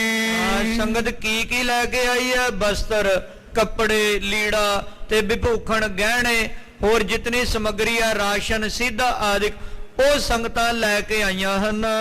ਫਲ ਗਨ ਬੋ ਮੇਵੇ ਤੈ ਤੇ ਸਮੇ। ਕਈ ਪ੍ਰਕਾਰ ਦੇ ਮੇਵੇ, ਫਲ ਉਹ ਵੀ ਸੰਗਤ ਲਿਆਈ ਹੈ। ਬ੍ਰਿੰਦ ਉਪਾਇਨ ਗੁਰੂ ਅਗਾਰੀ। ਤੇ ਤਰ੍ਹਾਂ ਤਰ੍ਹਾਂ ਦੀਆਂ ਭੇਟਾਵਾਂ ਲਿਆ ਕੇ ਬਹੁਤ ਵਸਤੂਆਂ ਸਤਿਗੁਰੂ ਮਹਾਰਾਜ ਜੀ ਦੇ ਅੱਗੇ ਰੱਖੀਆਂ ਹਨ। ਅਰਪ ਅਰਪ ਗੁਰ ਦਰਸ ਨਿਹਾਰੀ। ਆਪੋ ਆਪਣੀ ਭੇਟਾਂ ਲਿਆ ਕੇ ਨਾ ਮਹਾਰਾਜ ਜੀ ਨੂੰ ਅਰਪਣ ਕਰਦੇ ਨੇ ਤੇ ਸਤਿਗੁਰਾਂ ਦੇ ਦਰਸ਼ਨ ਦੀਦਾਰ ਕਰਦੇ ਹਨ। ਕਿਰਪਾ ਦ੍ਰਿਸ਼ਟ ਕਰ ਪਿਖੇ ਤੇ ਗੁਸਾਈ। ਗੁਰੂ ਮਹਾਰਾਜ ਜੀ ਸਾਰਿਆਂ ਦੇ ਉੱਤੇ ਕਿਰਪਾ ਦ੍ਰਿਸ਼ਟੀ ਵਰਤਾਉਂਦੇ ਨੇ। ਕਿਰਪਾ ਕਟਾਖ ਅਵਲੋਕਨ ਕੀਨੋ, ਦਾਸ ਕਾ ਦੁਖ ਬਿਦਾਰਿਓ। ਮਹਾਰਾਜ ਸਾਰਿਆਂ ਦੇ ਉੱਤੇ ਕਿਰਪਾ ਦ੍ਰਿਸ਼ਟੀ ਵਰਤਾ ਰਹੇ ਹਨ। ਮਨੋ ਕਾਮਨਾ ਸਭ ਨੇ ਪਾਈ। ਸਾਰਿਆਂ ਨੇ ਆਪਣੇ ਮਨ ਦੀ ਕਾਮਨਾ ਪੂਰੀ ਕੀਤੀ ਆ। ਜੋ ਵੀ ਕਿਸੇ ਦੇ ਮਨ ਦੀ ਇੱਛਾ ਹੈ ਸਤਿਗੁਰੂ ਮਹਾਰਾਜ ਜੀ ਪੂਰਨ ਕਰ ਦਿੰਦੇ ਹਨ। ਅਗਗਨ ਮਿਟੇ ਪੁਨੀਤ ਭਏ। ਕਹਿੰਦੇ ਜਿਸ ਦੇ ਵੀ ਜਿਤਨੇ ਪਾਪ ਨੇ ਉਹ ਸਾਰੇ ਪਾਪ ਮੇਟ ਕੇ ਉਹ ਪਤਿਤ ਤੋਂ ਪੁਨੀਤ ਬਣ ਗਏ ਹਨ। ਬਰ ਸੁਤ ਬਿਤ ਗਨ ਆਦ ਲਏ। ਮਹਾਰਾਜ ਵਰਦਾਨ ਦਿੰਦੇ ਨੇ ਪੁੱਤਰਾਂ ਦਾ। ਕਿਸੇ ਨੂੰ ਹੋਰ ਕੋਈ ਵਸਤੂ ਦੀ ਲੋੜ ਹੈ, ਮਹਾਰਾਜ ਸਾਰਿਆਂ ਦੀਆਂ ਝੋਲੀਆਂ ਭਰ ਦਿੰਦੇ ਹਨ। ਵਿਆਹ ਜਾਨ ਉਤਲਾਵਤ ਆਏ। ਤੇ ਸਾਰੀ ਸੰਗਤ ਬੜੀ ਖੁਸ਼ ਹੈ ਵੀ ਗੁਰੂ ਘਰ ਦੇ ਵਿੱਚ ਸ਼ਾਦੀ ਦਾ ਮਾਹੌਲ ਹੈ, ਵਿਆਹ ਹੈ। ਸਾਰੀ ਸੰਗਤ ਬੜੀ ਉਤਸ਼ਾਹ ਦੇ ਵਿੱਚ ਹੈ। ਸਮੇਂ ਦੁਪਹਿਰੀ ਦਰਸ਼ਨ ਪਾਏ। ਜਿਹੜੀ ਸੰਗਤ ਚੱਲ ਕੇ ਆਈ ਹੈ ਨਾ ਕਾਬਲ ਤੋਂ, ਜਦੋਂ ਇਹ ਸੰਗਤ ਗੁਰੂ ਘਰ ਆਈ ਹੈ ਉਸ ਵੇਲੇ ਦੁਪਹਿਰ ਦਾ ਵੇਲਾ ਸੀ, ਦੁਪਹਿਰ ਦਾ ਸਮਾਂ ਸੀ ਜਦੋਂ ਸੰਗਤ ਚੱਲ ਕੇ ਆਈ ਹੈ। ਛੁੱਧ ਤੋਤੇ ਸਿੱਖ ਸੰਗਤ ਸਾਰੇ। ਕਾਬਲ ਤੋਂ ਚੱਲ ਕੇ ਆਏ, ਦੁਪਹਿਰ ਦਾ ਵੇਲਾ ਤੇ ਸੰਗਤ ਸਾਰੀ ਭੁੱਖੀ ਹੈ। ਸਾਰੀ ਸੰਗਤ ਨੂੰ ਭੁੱਖ ਲੱਗੀ ਹੋਈ ਹੈ। ਦੇਗ ਚੁੱਕੀ ਓਏ ਨਹੀਂ ਆਹਾਰੇ। ਗੁਰੂ ਮਹਾਰਾਜ ਜੀ ਨੇ ਉਧਰ ਲੰਗਰਾਂ ਦੇ ਵਿੱਚ ਸੇਵਾਦਾਰ ਭੇਜੇ, ਭਾਈ ਭੋਜਨ ਪ੍ਰਸ਼ਾਦਾ ਲਿਆਓ। ਤੇ ਦੁਪਹਿਰ ਦਾ ਵੇਲਾ ਮਹਾਰਾਜ ਜੀ ਛਕਟੇ ਸੀ ਤੇ ਲੰਗਰ ਮਸਤਾਨਾ ਸੀ। ਉਸ ਵੇਲੇ ਜਿਹੜਾ ਤਾਜ਼ਾ ਲੰਗਰ ਤਿਆਰ ਕਰਨਾ ਉਹਨੂੰ ਸਮਾਂ ਲੱਗ ਜਾਣਾ ਸੀ। ਤੇ ਕਹਿੰਦੇ ਗੁਰੂ ਘਰ ਦੇ ਲੰਗਰ ਵੀ ਜਿਹੜੇ ਉਸ ਵੇਲੇ ਦੁਪਹਿਰ ਦੇ ਵਿੱਚ ਉਹ ਮਸਤਾਨੇ ਸਨ। ਸਭ ਕੀ ਕੁਸ਼ਲ ਬੂਝ ਗੁਰ ਸੁਆਮੀ। ਤੇ ਗੁਰੂ ਮਹਾਰਾਜ ਜੀ ਨੇ ਸਾਰਿਆਂ ਦੀ ਕੁਸ਼ਲ ਪ੍ਰਸੰਨਤਾ ਪੁੱਛੀ ਹੈ। ਵੱਡੀ ਭੋਰ ਕੇ ਮਾਰਗ ਗਾਮੀ। ਸਤਿਗੁਰਾਂ ਨੇ ਵੇਖਿਆ ਕਿ ਸੰਗਤ ਸਵੇਰ ਤੋਂ ਚੱਲੀ ਹੋਈ ਆ, ਮਾਰਗ ਦੇ ਵਿੱਚ ਕੁਝ ਛਕਿਆ ਵੀ ਨਹੀਂ ਹੋਣਾ, ਤੇ ਦੁਪਹਿਰ ਨੂੰ ਸੰਗਤ ਸਾਡੇ ਕੋਲ ਪਹੁੰਚੀ ਹੈ। ਸ਼ਰਮਤ ਆਏ ਤਬ ਕਰੇ ਆਹਾਰਾ। ਤੇ ਸਵੇਰ ਤੋਂ ਸੰਗਤ ਚੱਲੀ ਹੋਈ ਹੈ ਤੇ ਥੱਕੇ ਵੀ ਹੋਣੇ ਰਾਹ ਦੇ ਵਿੱਚ। ਰਸਤੇ ਦੀ ਜਿਹੜੀ ਥਕਾਵਟ ਹੈ ਉਹ ਵੀ ਸੰਗਤਾਂ ਨੂੰ ਹੋਈ ਹੈ ਤੇ ਸੰਗਤਾਂ ਨੂੰ ਭੁੱਖ ਵੀ ਲੱਗੀ ਹੈ। ਇਮ ਲਖ ਸਤਿਗੁਰ ਬਾਕੀ ਉਚਾਰਾ। ਐਵੇਂ ਸੰਗਤ ਦੀ ਭੁੱਖ ਵੇਖ ਕੇ, ਸੰਗਤਾਂ ਨੂੰ ਥਕਾਵਟ ਦੇ ਵਿੱਚ ਵੇਖ ਕੇ ਸਤਿਗੁਰੂ ਮਹਾਰਾਜ ਜੀ ਬੋਲੇ ਹਨ। ਅੰਤਰ ਹੋਤ ਜਹਾਂ ਪਕਵਾਨ। ਸੇਵਾਦਾਰਾਂ ਨੇ ਆਖਿਆ ਮਹਾਰਾਜ ਲੰਗਰ ਤਾਂ ਮਸਤਾਨੇ ਹੋ ਗਏ, ਮਹਾਰਾਜ ਤਾਜ਼ਾ ਲੰਗਰ ਬਣਾਉਣ ਲਈ ਸਮਾਂ ਲੱਗੇਗਾ। ਤੇ ਸਤਿਗੁਰਾਂ ਨੇ ਆਖਿਆ ਵੀ ਅੰਦਰ ਜਿਹੜੇ ਪਕਵਾਨ ਬਣੇ ਨੇ ਨਾ, ਮਠਿਆਈਆਂ ਆਦਿਕ, ਉਹ ਲੈ ਆਓ ਸੰਗਤਾਂ ਵਾਸਤੇ। ਜਿਹੜੀਆਂ ਮਠਿਆਈਆਂ ਤਿਆਰ ਹੋ ਰਹੀਆਂ ਨੇ ਤੁਸੀਂ ਉਹ ਲੈ ਆਵੋ। ਕਹਿ ਪਟੇ ਦਾਸ ਤਿਸ ਥਾਨ। ਐਵੇਂ ਹੁਕਮ ਕਰਕੇ ਮਹਾਰਾਜ ਜੀ ਨੇ ਆਪਣੇ ਸੇਵਾਦਾਰ ਮਹਿਲਾਂ ਦੇ ਵਿੱਚ ਭੇਜੇ ਹਨ। ਹਿਤ ਸਿੱਖਨ ਕੇ ਆਨੋ ਜਾਏ। ਹਾਂ, ਤੇ ਕਹਿੰਦੇ ਸਿੱਖਾਂ ਵਾਸਤੇ ਉਹ ਸੇਵਾਦਾਰ ਪਕਵਾਨ ਲੈਣ ਵਾਸਤੇ ਗਏ ਹਨ। ਥਕਤ ਛੁਦਤ ਬੋ ਏ ਸਮੁਦਾਏ। ਕਿਉਂਕਿ ਸੰਗਤ ਥੱਕੀ ਵੀ ਹੋਈ ਹੈ ਤੇ ਭੁੱਖ ਵੀ ਲੱਗੀ ਹੈ। ਹੁਣ ਲੰਗਰ ਮਸਤਾਨੇ ਨੇ ਉਹਨਾਂ ਨੂੰ ਕੁਝ ਤਾਂ ਛਕਾਉਣਾ ਸੰਗਤ ਨੂੰ। ਕਹਿੰਦੇ ਮਠਿਆਈਆਂ ਲੈਣ ਵਾਸਤੇ ਉਹ ਸੇਵਾਦਾਰ ਸਿੱਖ ਆਏ ਹਨ। ਤ੍ਰਿਪਤ ਕਰੋ ਦੀ ਜੇ ਹਿਤ ਖੈਬੇ। ਤੇ ਜਦੋਂ ਸੇਵਾਦਾਰ ਅੰਦਰ ਗਏ ਉਹਨਾਂ ਨੇ ਆਖਿਆ ਕਿ ਮਾਤਾ ਜੀ ਤੇ ਬਾਹਰ ਸੰਗਤ ਆਈ ਹੈ ਕਾਬਲ ਤੋਂ, ਉਹ ਥੱਕੇ ਵੀ ਹੋਏ ਨੇ ਤੇ ਭੁੱਖ ਵੀ ਲੱਗੀ ਹੈ। ਮਾਤਾ ਜੀ ਉਹਨਾਂ ਨੂੰ ਮਠਿਆਈਆਂ ਚਾਹੀਦੀਆਂ ਨੇ, ਮਹਾਰਾਜ ਜੀ ਦਾ ਹੁਕਮ ਹੈ। ਗਏ ਦਾਸ ਅੰਤਰ ਤਬ ਲੈਬੇ। ਕਹਿੰਦੇ ਜਦੋਂ ਸੇਵਾਦਾਰ ਮਠਿਆਈਆਂ ਲੈਣ ਵਾਸਤੇ ਅੰਦਰ ਪਹੁੰਚੇ ਹਨ, ਜੈ ਦਮੋਦਰੀ ਥਿਤ ਸਵਦਾਨ। ਅੰਦਰ ਮਾਤਾ ਦਮੋਦਰੀ ਜੀ ਬੈਠੇ ਨੇ, ਸਤਿਗੁਰਾਂ ਦੇ ਮਹਿਲ ਮਾਤਾ ਦਮੋਦਰੀ ਜੀ ਬੈਠੇ ਤੇ ਉਹ ਮਠਿਆਈਆਂ ਦੀ ਸਾਂਭ ਸੰਭਾਲ ਕਰਦੇ, ਸਾਰੀ ਤਿਆਰੀ ਕਰਵਾ ਰਹੇ ਹਨ। ਕਰਵਾਵਤ ਬੋ ਵਿਦ ਪਕਵਾਨ। ਤੇ ਮਾਤਾ ਦਮੋਦਰੀ ਜੀ ਆਪ ਪਕਵਾਨਾਂ ਦੀ ਤਿਆਰੀ ਕਰਾ ਰਹੇ ਨੇ। ਸ਼ੱਕਰਪਾਰੇ ਕਿੱਧਰ ਰੱਖਣੇ ਨੇ, ਜਲੇਬ ਕਿੱਧਰ ਰੱਖਣੇ ਨੇ, ਮਾਤਾ ਜੀ ਤਿਆਰੀ ਕਰਵਾਉਂਦੇ ਹਨ। ਕੋਸ਼ਟੇ ਅੰਤਰ ਕਰ ਕਰ ਤਰੇ। ਕਹਿੰਦੇ ਕੋਠੇ ਦੇ ਵਿੱਚ ਨਾ, ਇੱਕ ਕੋਠੇ ਵਿੱਚ ਮੰਜੇ ਡਾਏ ਹੋਏ ਨੇ, ਉੱਥੇ ਚਾਦਰਾਂ ਪਾ ਕੇ ਸਾਰੇ ਪਕਵਾਨ ਉੱਤੇ ਥਾਂ ਪਰ ਥਾਂ ਲੱਡੂ ਖੁਰਮੇ ਮੇਵੇ ਆਦਿਕ ਉਧਰ ਸਜਾਏ ਹੋਏ ਨੇ। ਹਿਤ ਬਰਾਤ ਕੇ ਸੰਚਨ ਕਰੇ। ਜਦੋਂ ਸੇਵਾਦਾਰਾਂ ਨੇ ਆਖਿਆ ਕਿ ਮਾਤਾ ਜੀ ਸੰਗਤ ਆਈ ਹੈ ਤੇ ਉਹਨਾਂ ਨੂੰ ਪਕਵਾਨਾਂ ਦੀ ਲੋੜ ਹੈ, ਇਹ ਮਠਿਆਈ ਮੰਗਾਈ ਹੈ ਮਹਾਰਾਜ ਜੀ ਨੇ, ਤੇ ਮਾਤਾ ਜੀ ਨੇ ਆਖਿਆ ਵੀ ਇਹ ਜਿਹੜੀ ਮਠਿਆਈ ਹੈ ਨਾ, ਇਹ ਬਰਾਤ ਵਾਸਤੇ ਹੈ, ਬੇਟੀ ਦਾ ਵਿਆਹ ਹੈ, ਤੇ ਇਹ ਜਿਹੜੀ ਮਠਿਆਈ ਹੈ ਇਹ ਤਾਂ ਬਰਾਤੀਆਂ ਵਾਸਤੇ ਤਿਆਰ ਹੋ ਰਹੀ ਹੈ। ਸੁਤਾ ਵਿਆਹ ਮੈਂ ਪ੍ਰੀਤ ਮਾਨੀ। ਕਿਉਂਕਿ ਬੇਟੀ ਦਾ ਵਿਆਹ ਹੈ, ਸੁਤਾ ਦਾ ਵਿਆਹ ਹੈ, ਤੇ ਕਹਿੰਦੇ ਉਸ ਵਿਆਹ ਵਾਸਤੇ ਇਹ ਸਾਰੇ ਪਕਵਾਨ ਇੰਨੀਆਂ ਤਿਆਰੀਆਂ ਹੋ ਰਹੀਆਂ ਹਨ।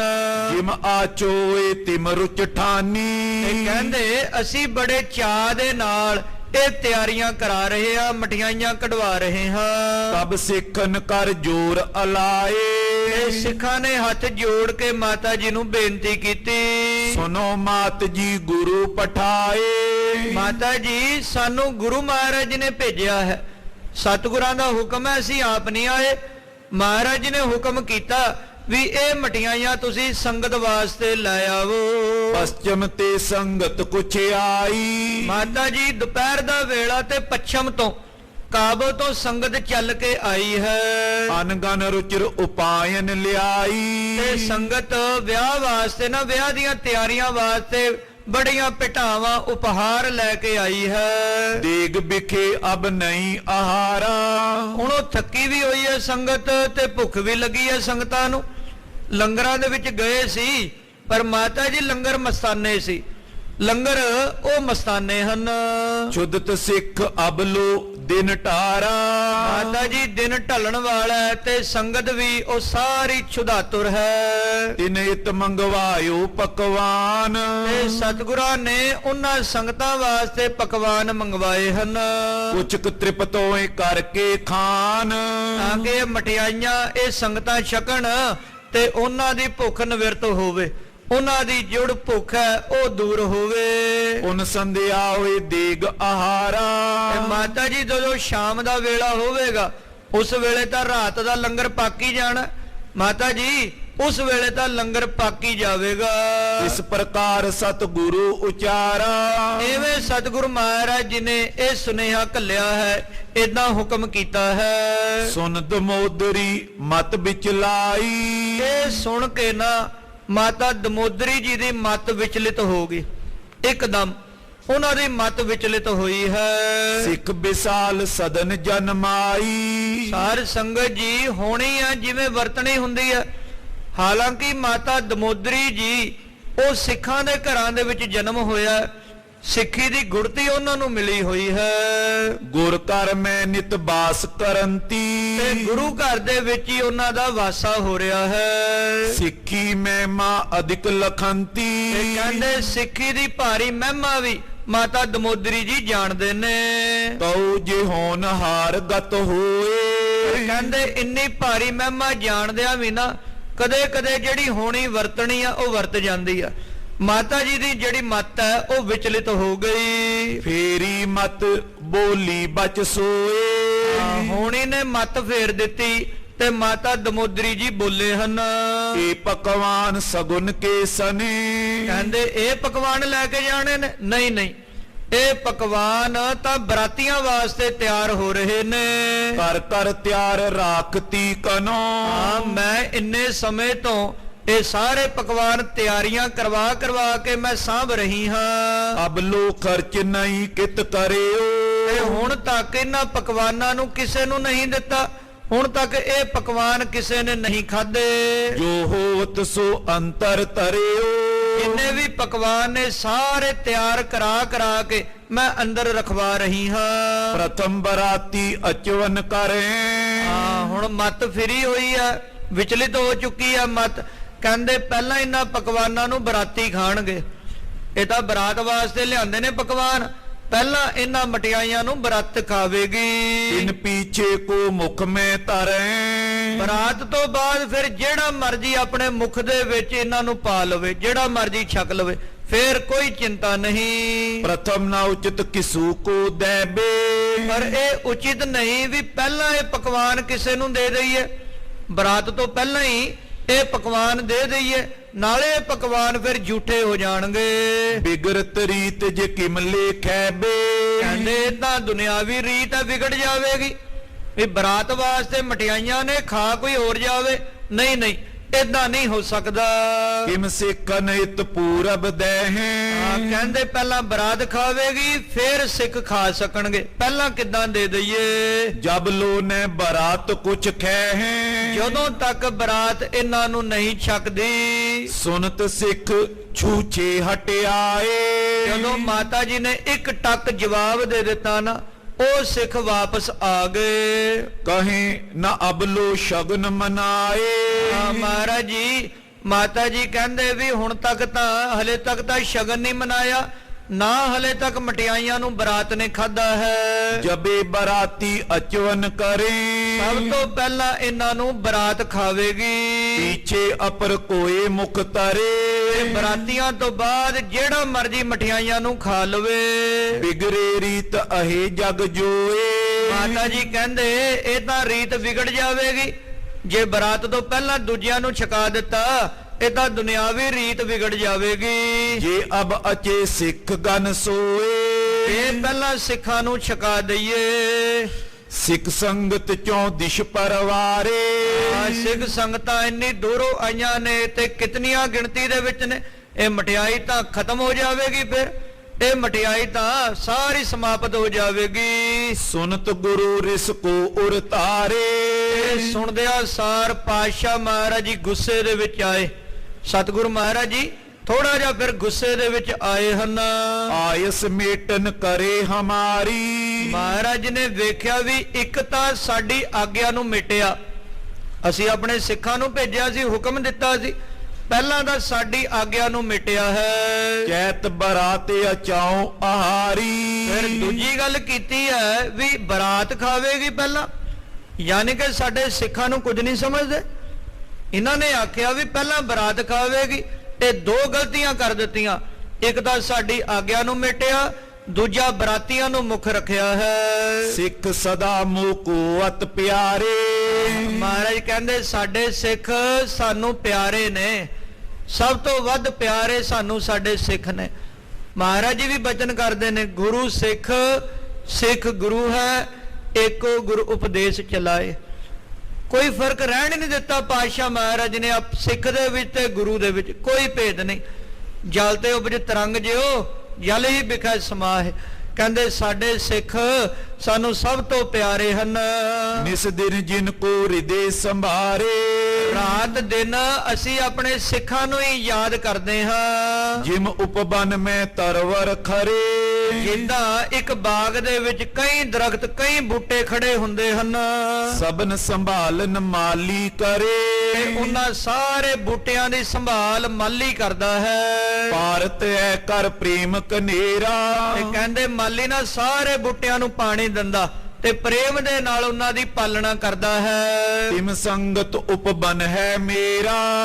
ਮਹਾਰਾਜ ਕਹਿੰਦੇ ਉਦਾਂ ਹੀ ਨਾ ਸਾਰੀ ਸੰਗਤ ਸਾਡਾ ਬਾਗ ਹੈ। ਸੰਗਤ ਬਾਗ ਹੈ ਤੇ ਅਸੀਂ ਉਸ ਬਾਗ ਦੇ ਮਾਲੀ ਹਾਂ। ਸਾਰੀ ਸੰਗਤ ਸਾਡਾ ਬਾਗ ਹੈ। ਜੈਠਾ ਹੋਇਓ ਅਮੰਗਲ ਚਾਹਤ। ਕਹਿੰਦੇ ਇਹ ਤਾਂ ਦਮੋਦਰੀ ਜੀ ਨੇ ਭਾਰੀ ਅਮੰਗਲ ਚਾਹਿਆ ਹੈ, ਇਹ ਤਾਂ ਉਹਨਾਂ ਨੇ ਅਮੰਗਲ ਕਰ ਦਿੱਤਾ ਹੈ। ਪੁਰਨ ਕਾਜ ਮੈਂ ਬਿਗਨ ਉਮਾਹਤ। ਹੁਣ ਇਸ ਕਾਰਜ ਦੇ ਵਿੱਚ ਵਿਘਨ ਪਵੇਗਾ। ਪਹਿਲਾਂ ਇਸ ਕਾਰਜ ਦੇ ਵਿੱਚ ਉਤਸ਼ਾਹ ਸੀ ਵਿਆਹ ਦੇ ਵਿੱਚ, ਪਰ ਹੁਣ ਇਸ ਵਿਆਹ ਦੇ ਕਾਰਜ ਵਿੱਚ ਅਮੰਗਲ ਹੋਵੇਗਾ, ਵਿਘਨ ਪਵੇਗਾ। ਕਰਤੇ ਅਨਾਦਰ ਤੈ ਸਿੱਖ ਕੇਰਾ। ਜਿਨ੍ਹਾਂ ਨੇ ਸੰਗਤ ਦਾ ਅਨਾਦਰ ਕੀਤਾ ਹੈ, ਜਿਨ੍ਹਾਂ ਨੇ ਸੰਗਤ ਦੀ ਤੋਹੀਨ ਕੀਤੀ ਹੈ, ਤੈ ਕੇ ਸੰਗ ਹੋਤੇ ਮੇਰਾ। ਕਹਿੰਦੇ ਇਹ ਸੰਗਤ ਇਹ ਸਾਡਾ ਹੀ ਰੂਪ ਨੇ, ਸੰਗਤ ਸਾਡਾ ਹੀ ਰੂਪ ਹੈ। ਕਿਉ ਸੁਖ ਪ੍ਰਾਪਤ ਹੋਵੇ ਤਿਨ ਕੋ। ਜਿਹੜਾ ਸਿੱਖਾਂ ਦਾ ਅਨਾਦਰ ਕਰਦਾ ਹੈ ਨਾ, ਉਹਨੂੰ ਕਦੇ ਵੀ ਸੁਖ ਪ੍ਰਾਪਤ ਨਹੀਂ ਹੋ ਸਕਦਾ। ਗਿਰਿਓ ਹਿਰਦੈ ਤੇ ਨਿਸ਼ਚਾ ਜਿਨ ਕੋ। ਜਿਨ੍ਹਾਂ ਦਾ ਹਿਰਦਾ ਹੀ ਡੋਲ ਗਿਆ ਹੋਵੇ, ਜਿਨ੍ਹਾਂ ਦਾ ਹਿਰਦਾ ਉਹ ਨਿਸ਼ਚਲ ਨਾ ਹੋਵੇ। ਪ੍ਰਿਆ ਮੇਰੇ ਸਿੱਖ ਜੈ ਚੱਲ ਜਾਵੇ। ਮੇਰੇ ਸਿੱਖ ਮੈਨੂੰ ਜਾਨ ਤੋਂ ਪਿਆਰੇ ਨੇ, ਜਿੱਥੇ ਵੀ ਸਾਡੇ ਸਿੱਖ ਚੱਲ ਕੇ ਜਾਂਦੇ ਨੇ ਭੋਜਨ ਆਦਿਕ ਆਦਰ ਪਾਵੇ। ਤੇ ਉਹਨਾਂ ਨੂੰ ਆਦਰ ਦੇ ਨਾਲ ਭੋਜਨ ਜਿੱਥੇ ਮਿਲਦਾ ਹੈ, ਕਹਾਂ ਬਿਗਨ ਗਨ ਹੋਤ ਬਿਨਾਸ਼ਾ। ਕਹਿੰਦੇ ਉੱਥੇ ਜਿੰਨੇ ਵੀ ਵਿਘਨ ਹੋਣ ਨਾ, ਉਹਨਾਂ ਵਿਘਨਾਂ ਦਾ ਨਾਸ਼ ਹੋ ਜਾਂਦਾ ਹੈ। ਜਿਹੜਾ ਸਾਡੇ ਸਿੱਖਾਂ ਨੂੰ ਸਤਿਕਾਰ ਦੇ ਨਾਲ ਪ੍ਰਸ਼ਾਦਾ ਛਕਾਉਂਦਾ ਹੋਵੇ, ਪੂਰਨ ਕਰੇ ਤਿਨੋਂ ਕੀ ਆਸਾ। ਤੇ ਅਸੀਂ ਉਹਨਾਂ ਦੀ ਆਸ ਪੂਰਨ ਕਰਦੇ ਹਾਂ। ਜੇ ਕਰ ਗੁਰ ਕਰ ਕੋ ਪਕਵਾਨਾ। ਤੇ ਜੇ ਗੁਰੂ ਘਰ ਦੇ ਪਕਵਾਨਾਂ ਨੂੰ ਨਹੀਂ ਉਚਿਤ ਸਿੱਖਨ ਕੇ ਖਾਨਾ। ਤੇ ਜੇ ਗੁਰੂ ਘਰ ਦੀਆਂ ਮਠਿਆਈਆਂ ਨੂੰ ਪਕਵਾਨਾਂ ਨੂੰ ਸਿੱਖਾਂ ਵਾਸਤੇ ਉਚਿਤ ਨਾ ਜਾਣਿਆ, ਤੋ ਮਲੇਚ ਕੇ ਜੋਗ ਪਛਾਨੋ। ਤੇ ਫਿਰ ਪਾਤਸ਼ਾਹ ਮਹਾਰਾਜ ਨੇ ਕਹਿ ਦਿੱਤਾ ਵੀ ਜੇ ਇਹ ਪਕਵਾਨ ਇਹ ਮਠਿਆਈਆਂ ਸਾਡੇ ਸਿੱਖਾਂ ਨੂੰ ਨਹੀਂ ਨਾ ਮਿਲਣਗੀਆਂ, ਤੇ ਇਹਨਾਂ ਮਠਿਆਈਆਂ ਨੂੰ ਹੁਣ ਤੁਰਕੀ ਖਾਣਗੇ। ਇਹ ਮਠਿਆਈਆਂ ਹੁਣ ਬਰਾਤੀਆਂ ਦੇ ਮੂੰਹ ਵਿੱਚ ਨਹੀਂ ਪੈਣੀਆਂ, ਇਹਨਾਂ ਨੂੰ ਤੁਰਕੀ ਆਣ ਕੇ ਖਾਣਗੇ। ਬਲ ਤੇ ਕਰੇ ਆਨ ਕਰ ਖਾਨੋ। ਤੇ ਉਹ ਬਲ ਦੇ ਨਾਲ ਧੱਕੇ ਦੇ ਨਾਲ ਆਣ ਕੇ ਇਹਨਾਂ ਦਾ ਸੇਵਨ ਕਰਨਗੇ। ਹੋਏ ਅਮੰਗਲ ਬਿਗਨ ਪਰੇ। ਇਹ ਅਮੰਗਲ ਹੋਇਆ, ਹੁਣ ਵਿਘਨ ਪਵੇਗਾ। ਨੀਕੋ ਕਾਜ ਨ ਪੂਰਨ ਹੋਏ। ਇਹ ਕਾਰਜ ਹੁਣ ਪੂਰਾ ਨਹੀਂ ਹੋਣਾ। ਸੁਨ ਗੁਰ ਸਰਾਪ ਦਿਓ ਕਰ ਆਪੇ। ਤੇ ਗੁਰੂ ਪਾਤਸ਼ਾਹ ਮਹਾਰਾਜ ਨੇ ਸਹਿਰ ਸੁਭਾਏ ਬਚਨ ਕਰ ਦਿੱਤਾ। ਇਹ ਕੋਈ ਸ਼ਰਾਪ ਨਹੀਂ ਦਿੱਤਾ ਮਹਾਰਾਜ ਨੇ, ਜਿਵੇਂ ਹੋਣੀ ਵਰਤਣੀ ਹੈ। ਤੇ ਪਾਤਸ਼ਾਹ ਮਹਾਰਾਜ ਨੇ ਇਹ ਸਹਿਰ ਸੁਭਾਏ ਬਚਨ ਕੀਤਾ, ਕਿਉਂਕਿ ਜਿਹੜਾ ਸੰਗਤ ਦਾ ਸਤਿਕਾਰ ਨਹੀਂ ਕਰਦਾ ਨਾ, ਤੇ ਫਿਰ ਉੱਥੇ ਮੰਗਲ ਵੀ ਨਹੀਂ ਹੁੰਦਾ। ਤੇ ਮਹਾਰਾਜ ਨੇ ਕਹਿ ਦਿੱਤਾ ਇਹਨਾਂ ਮਠਿਆਈਆਂ ਨੂੰ ਹੁਣ ਬਰਾਤੀ ਨਹੀਂ ਤੁਰਕੀ ਆ ਕੇ ਖਾਣਗੇ। ਕ੍ਰੋਧਿਤ ਬਦਨ ਦੇਖ ਗੁਰ ਕੇਰਾ। ਮਹਾਰਾਜ ਜੀ ਦਾ ਇਹੋ ਜਿਹਾ ਰੂਪ ਵੇਖ ਕੇ ਵੀਰ ਅਸੀਂ ਸਰੂਪ ਕਿ ਸਤਿਗੁਰੂ ਮਹਾਰਾਜ ਗੁੱਸੇ ਵਿੱਚ ਨੇ, ਕ੍ਰੋਧਿਤ ਹਨ। ਨੈ ਕੋ ਬੋਲ ਸਕਿਓ ਤਿਸ ਬੇਰਾ। ਕੋਈ ਵੀ ਆਪਣੇ ਮੁਖ ਤੋਂ ਨਹੀਂ ਬੋਲਦਾ। ਕਿਹੜਾ ਬੋਲੇ ਮਹਾਰਾਜ ਜੀ ਦੇ ਮੂਹਰੇ? ਕੋਈ ਵੀ ਨਹੀਂ ਕੁਝ ਕਹਿੰਦਾ। ਮੁਖ ਨੀਚੇ ਕਰ ਢਿਗ ਥਿਰ ਸਾਰੇ। ਸਾਰੀ ਸੰਗਤ ਨੇ ਆਪਣੇ ਮੁਖ ਨੀਵੇਂ ਕਰ ਲਏ, ਅੱਖਾਂ ਨੀਵੀਆਂ ਕਰ ਲਈਆਂ। ਵੱਡੋ ਬਿਗਨ ਭਾਰੀ ਦੇ ਵਿਚਾਰੇ। ਵਿਚਾਰ ਕੀਤਾ ਸੰਗਤ ਨੇ, ਹੁਣ ਭਾਰਾ ਵਿਘਨ ਲੱਗਦਾ ਪਵੇਗਾ। ਤੈ ਛਿਨ ਇੱਕ ਆਇਓ ਹਲਵਾਈ। ਇਹਨਾਂ ਨੂੰ ਇੱਕ ਹਲਵਾਈ ਚੱਲ ਕੇ ਆਇਆ ਹੈ। ਲਿਆਏ ਰਜਤ ਪਣ ਪੰਜ ਮਿਠਾਈ। ਕਹਿੰਦੇ ਉਹ ਹਲਵਾਈ 5 ਰੁਪਈਆਂ ਦੀ ਮਠਿਆਈ ਲੈ ਕੇ ਆਇਆ ਹੈ। ਹੱਥ ਜੋੜ ਸੋ ਭਇਓ ਖਰੋਵਾ। ਹੱਥ ਜੋੜ ਕੇ ਬੇਨਤੀ ਕੀਤੀ ਸਤਿਗੁਰਾਂ ਨੂੰ, ਸ਼੍ਰੀ ਗੁਰੂ ਜੀ ਮਮ ਕਾਰਜ ਹੋਵਾ। ਮਹਾਰਾਜ ਮੇਰਾ ਕੋਈ ਕੰਮ ਸੀ ਉਹ ਪੂਰਾ ਹੋ ਚੁੱਕਾ ਹੈ। ਕਰੀ ਹੁਤੀ ਮੈਂ ਸੁਖ ਤੁਮਾਰੀ। ਮਹਾਰਾਜ ਮੈਂ ਸੁਖਣਾ ਸੁਖੀ ਸੀ ਕਿ ਮਹਾਰਾਜ 5 ਰੁਪਈਆਂ ਦੀ ਮਠਿਆਈ ਚੜਾਵਾਂਗਾ। ਤੇ ਮਹਾਰਾਜ ਉਹ ਮੈਂ ਸੁਖਣਾ ਹੁਣ ਪੂਰੀ ਕਰਨ ਲਈ ਆਇਆ ਹਾਂ। ਆਸਪੁਰੀ ਤੇ ਲਿਆਏ ਅਗਾਰੀ, ਆਸ ਪੂਰੀ ਹੋਈ ਹੈ ਮਹਾਰਾਜ, ਮੈਂ ਇਹ ਮਠਿਆਈ ਹੁਣ ਲੈ ਕੇ ਆਇਆ ਹਾਂ। ਵਿਕਸੇ ਕੁਛ ਸਤਿਗੁਰੂ ਬਖਾਨੀ, ਮਹਾਰਾਜ ਜੀ ਪ੍ਰਸੰਨ ਹੋਏ ਹਨ। ਦਿਓ ਸਿੱਖ ਸੰਗਤ ਕੋ ਏ ਖਾਨੀ। ਮਹਾਰਾਜ ਕਹਿੰਦੇ ਭਾਈ ਆ ਗਈ ਮਠਿਆਈ, ਵਰਤਾਓ ਸੰਗਤ ਚ, ਇਹ ਮਠਿਆਈ ਸੰਗਤ ਵਿੱਚ ਵਰਤਾਵੋ। ਬਾਕ ਮਾਨ ਸਿੱਖਨ ਸੋਲੀਨ, ਸਾਰੇ ਸਿੱਖਾਂ ਨੇ ਬਚਨ ਮੰਨ ਕੇ ਮਠਿਆਈ ਵਰਤਾਈ ਹੈ। ਸਭ ਵਰਤਾਏ ਅਚਵਨੋ ਕੀਨ, ਮਠਿਆਈਆਂ ਵਰਤੀਆਂ ਸੰਗਤਾਂ ਨੇ ਛਕੀਆਂ ਹਨ। ਉਤੇ ਚੁਦਤ ਲੈ ਕੁਛ ਤ੍ਰਿਪਤਾਏ, ਕੁਝ ਕੁ ਭੁੱਖ ਦੀ ਨਿਵਰਤੀ ਹੋਈ ਹੈ ਸੰਗਤ ਦੀ। ਤੇਰੇ ਸਰਬਈ ਨਿਜ ਨਿਜ ਤੇ ਥਾਏ, ਸੰਗਤ ਮਠਿਆਈਆਂ ਛਕ ਕੇ ਆਪੋ ਆਪਣੇ ਟਿਕਾਣਿਆਂ ਤੇ ਜਾ ਕੇ ਰਾਤ ਬਤੀਤ ਕਰਦੇ ਨੇ। ਹੁਣ ਜਿਸ ਪ੍ਰਕਾਰ ਗੁਰੂ ਪਾਤਸ਼ਾਹ ਮਹਾਰਾਜ ਅੱਗੇ ਸ਼ਿਕਾਰ ਤੇ ਛੱਡਦੇ ਨੇ ਤੇ ਮਹਾਰਾਜ ਜੀ ਦੇ ਇਹ ਬਚਨ ਸੱਚ ਹੁੰਦੇ ਨੇ, ਉਹ ਕਥਾ ਆਪਾਂ ਕੱਲ ਦੇ ਪ੍ਰਸੰਗਾਂ ਦੇ ਵਿੱਚ ਸਰਵਣ ਕਰਾਂਗੇ। ਸਾਧ ਸੰਗਤ ਜੀ ਬੇਨਤੀ ਹੈ ਕਿ ਮੌਸਮ ਦੀ ਤਬਦੀਲੀ ਨੂੰ ਵੇਖਦਿਆਂ ਹੋਇਆਂ ਜੋ ਸਮਾਂ ਹੈ ਕਥਾ ਦਾ ਉਹ ਕੱਲ ਤੋਂ 4:15 ਵਜੇ ਤੋਂ 5:15 ਵਜੇ ਤੱਕ ਹੋਇਆ ਕਰੇਗਾ। ਜਿਹੜੀ ਕਥਾ 4:30 ਵਜੇ ਸ਼ੁਰੂ ਹੁੰਦੀ ਹੈ ਉਹ ਕਥਾ ਕੱਲ ਨੂੰ 4:15 ਵਜੇ ਉਹ ਪ੍ਰਾਰੰਭ ਹੋਇਆ ਕਰੇਗੀ। ਸਾਰੀ ਸੰਗਤ ਨੇ ਕਿਰਪਾ ਕਰਕੇ ਇਹ ਨੋਟ ਕਰਨਾ। ਗਿਆਨੀ ਪ੍ਰਿਤਪਾਲ ਸਿੰਘ ਜੀ ਜੋ ਕਥਾਵਾਚਕ ਇਸ ਪਾਵਨ ਅਸਥਾਨ ਦੇ ਹਨ, ਉਹ 30 ਤਰੀਕ ਨੂੰ ਭਾਵ ਕਿ ਕੱਲ ਗੁਰੂ ਰਾਮਦਾਸ ਪਾਤਸ਼ਾਹ ਮਹਾਰਾਜ ਜੀ ਦੇ ਪ੍ਰਕਾਸ਼ ਪੁਰਬ ਮੌਕੇ ਗੁਰਦੁਆਰਾ ਖੇਲ ਸਾਹਿਬ 22 ਨੰਬਰ ਫਾਟਕ ਵਿਖੇ ਗਿਆਨੀ ਪ੍ਰਿਤਪਾਲ ਸਿੰਘ ਸਾਹਿਬ ਜੀ ਉਹ ਇਸ ਪ੍ਰਕਾਸ਼ ਪੁਰਬ ਮੌਕੇ ਕਥਾ ਕਰਨਗੇ। ਸਾਰੀਆਂ ਸੰਗਤਾਂ ਨੇ ਲਾਹੇ ਪ੍ਰਾਪਤ ਕਰਨੇ ਜੀ। ਇਤਨੀਆਂ ਕੁ ਬੇਨਤੀਆਂ ਪ੍ਰਵਾਨ ਕਰਨੀਆਂ। ਵਾਹਿਗੁਰੂ ਵਾਹਿਗੁਰੂ ਵਾਹਿਗੁਰੂ ਵਾਹਿਗੁਰੂ ਵਾਹਿਗੁਰੂ ਵਾਹਿਗੁਰੂ ਵਾਹਿਗੁਰੂ ਵਾਹਿਗੁਰੂ ਵਾਹਿਗੁਰੂ ਵਾਹਿਗੁਰੂ ਵਾਹਿਗੁਰੂ ਵਾਹਿਗੁਰੂ ਵਾਹਿਗੁਰੂ ਵਾਹਿਗੁਰੂ ਵਾਹਿਗੁਰੂ ਵਾਹਿਗੁਰੂ।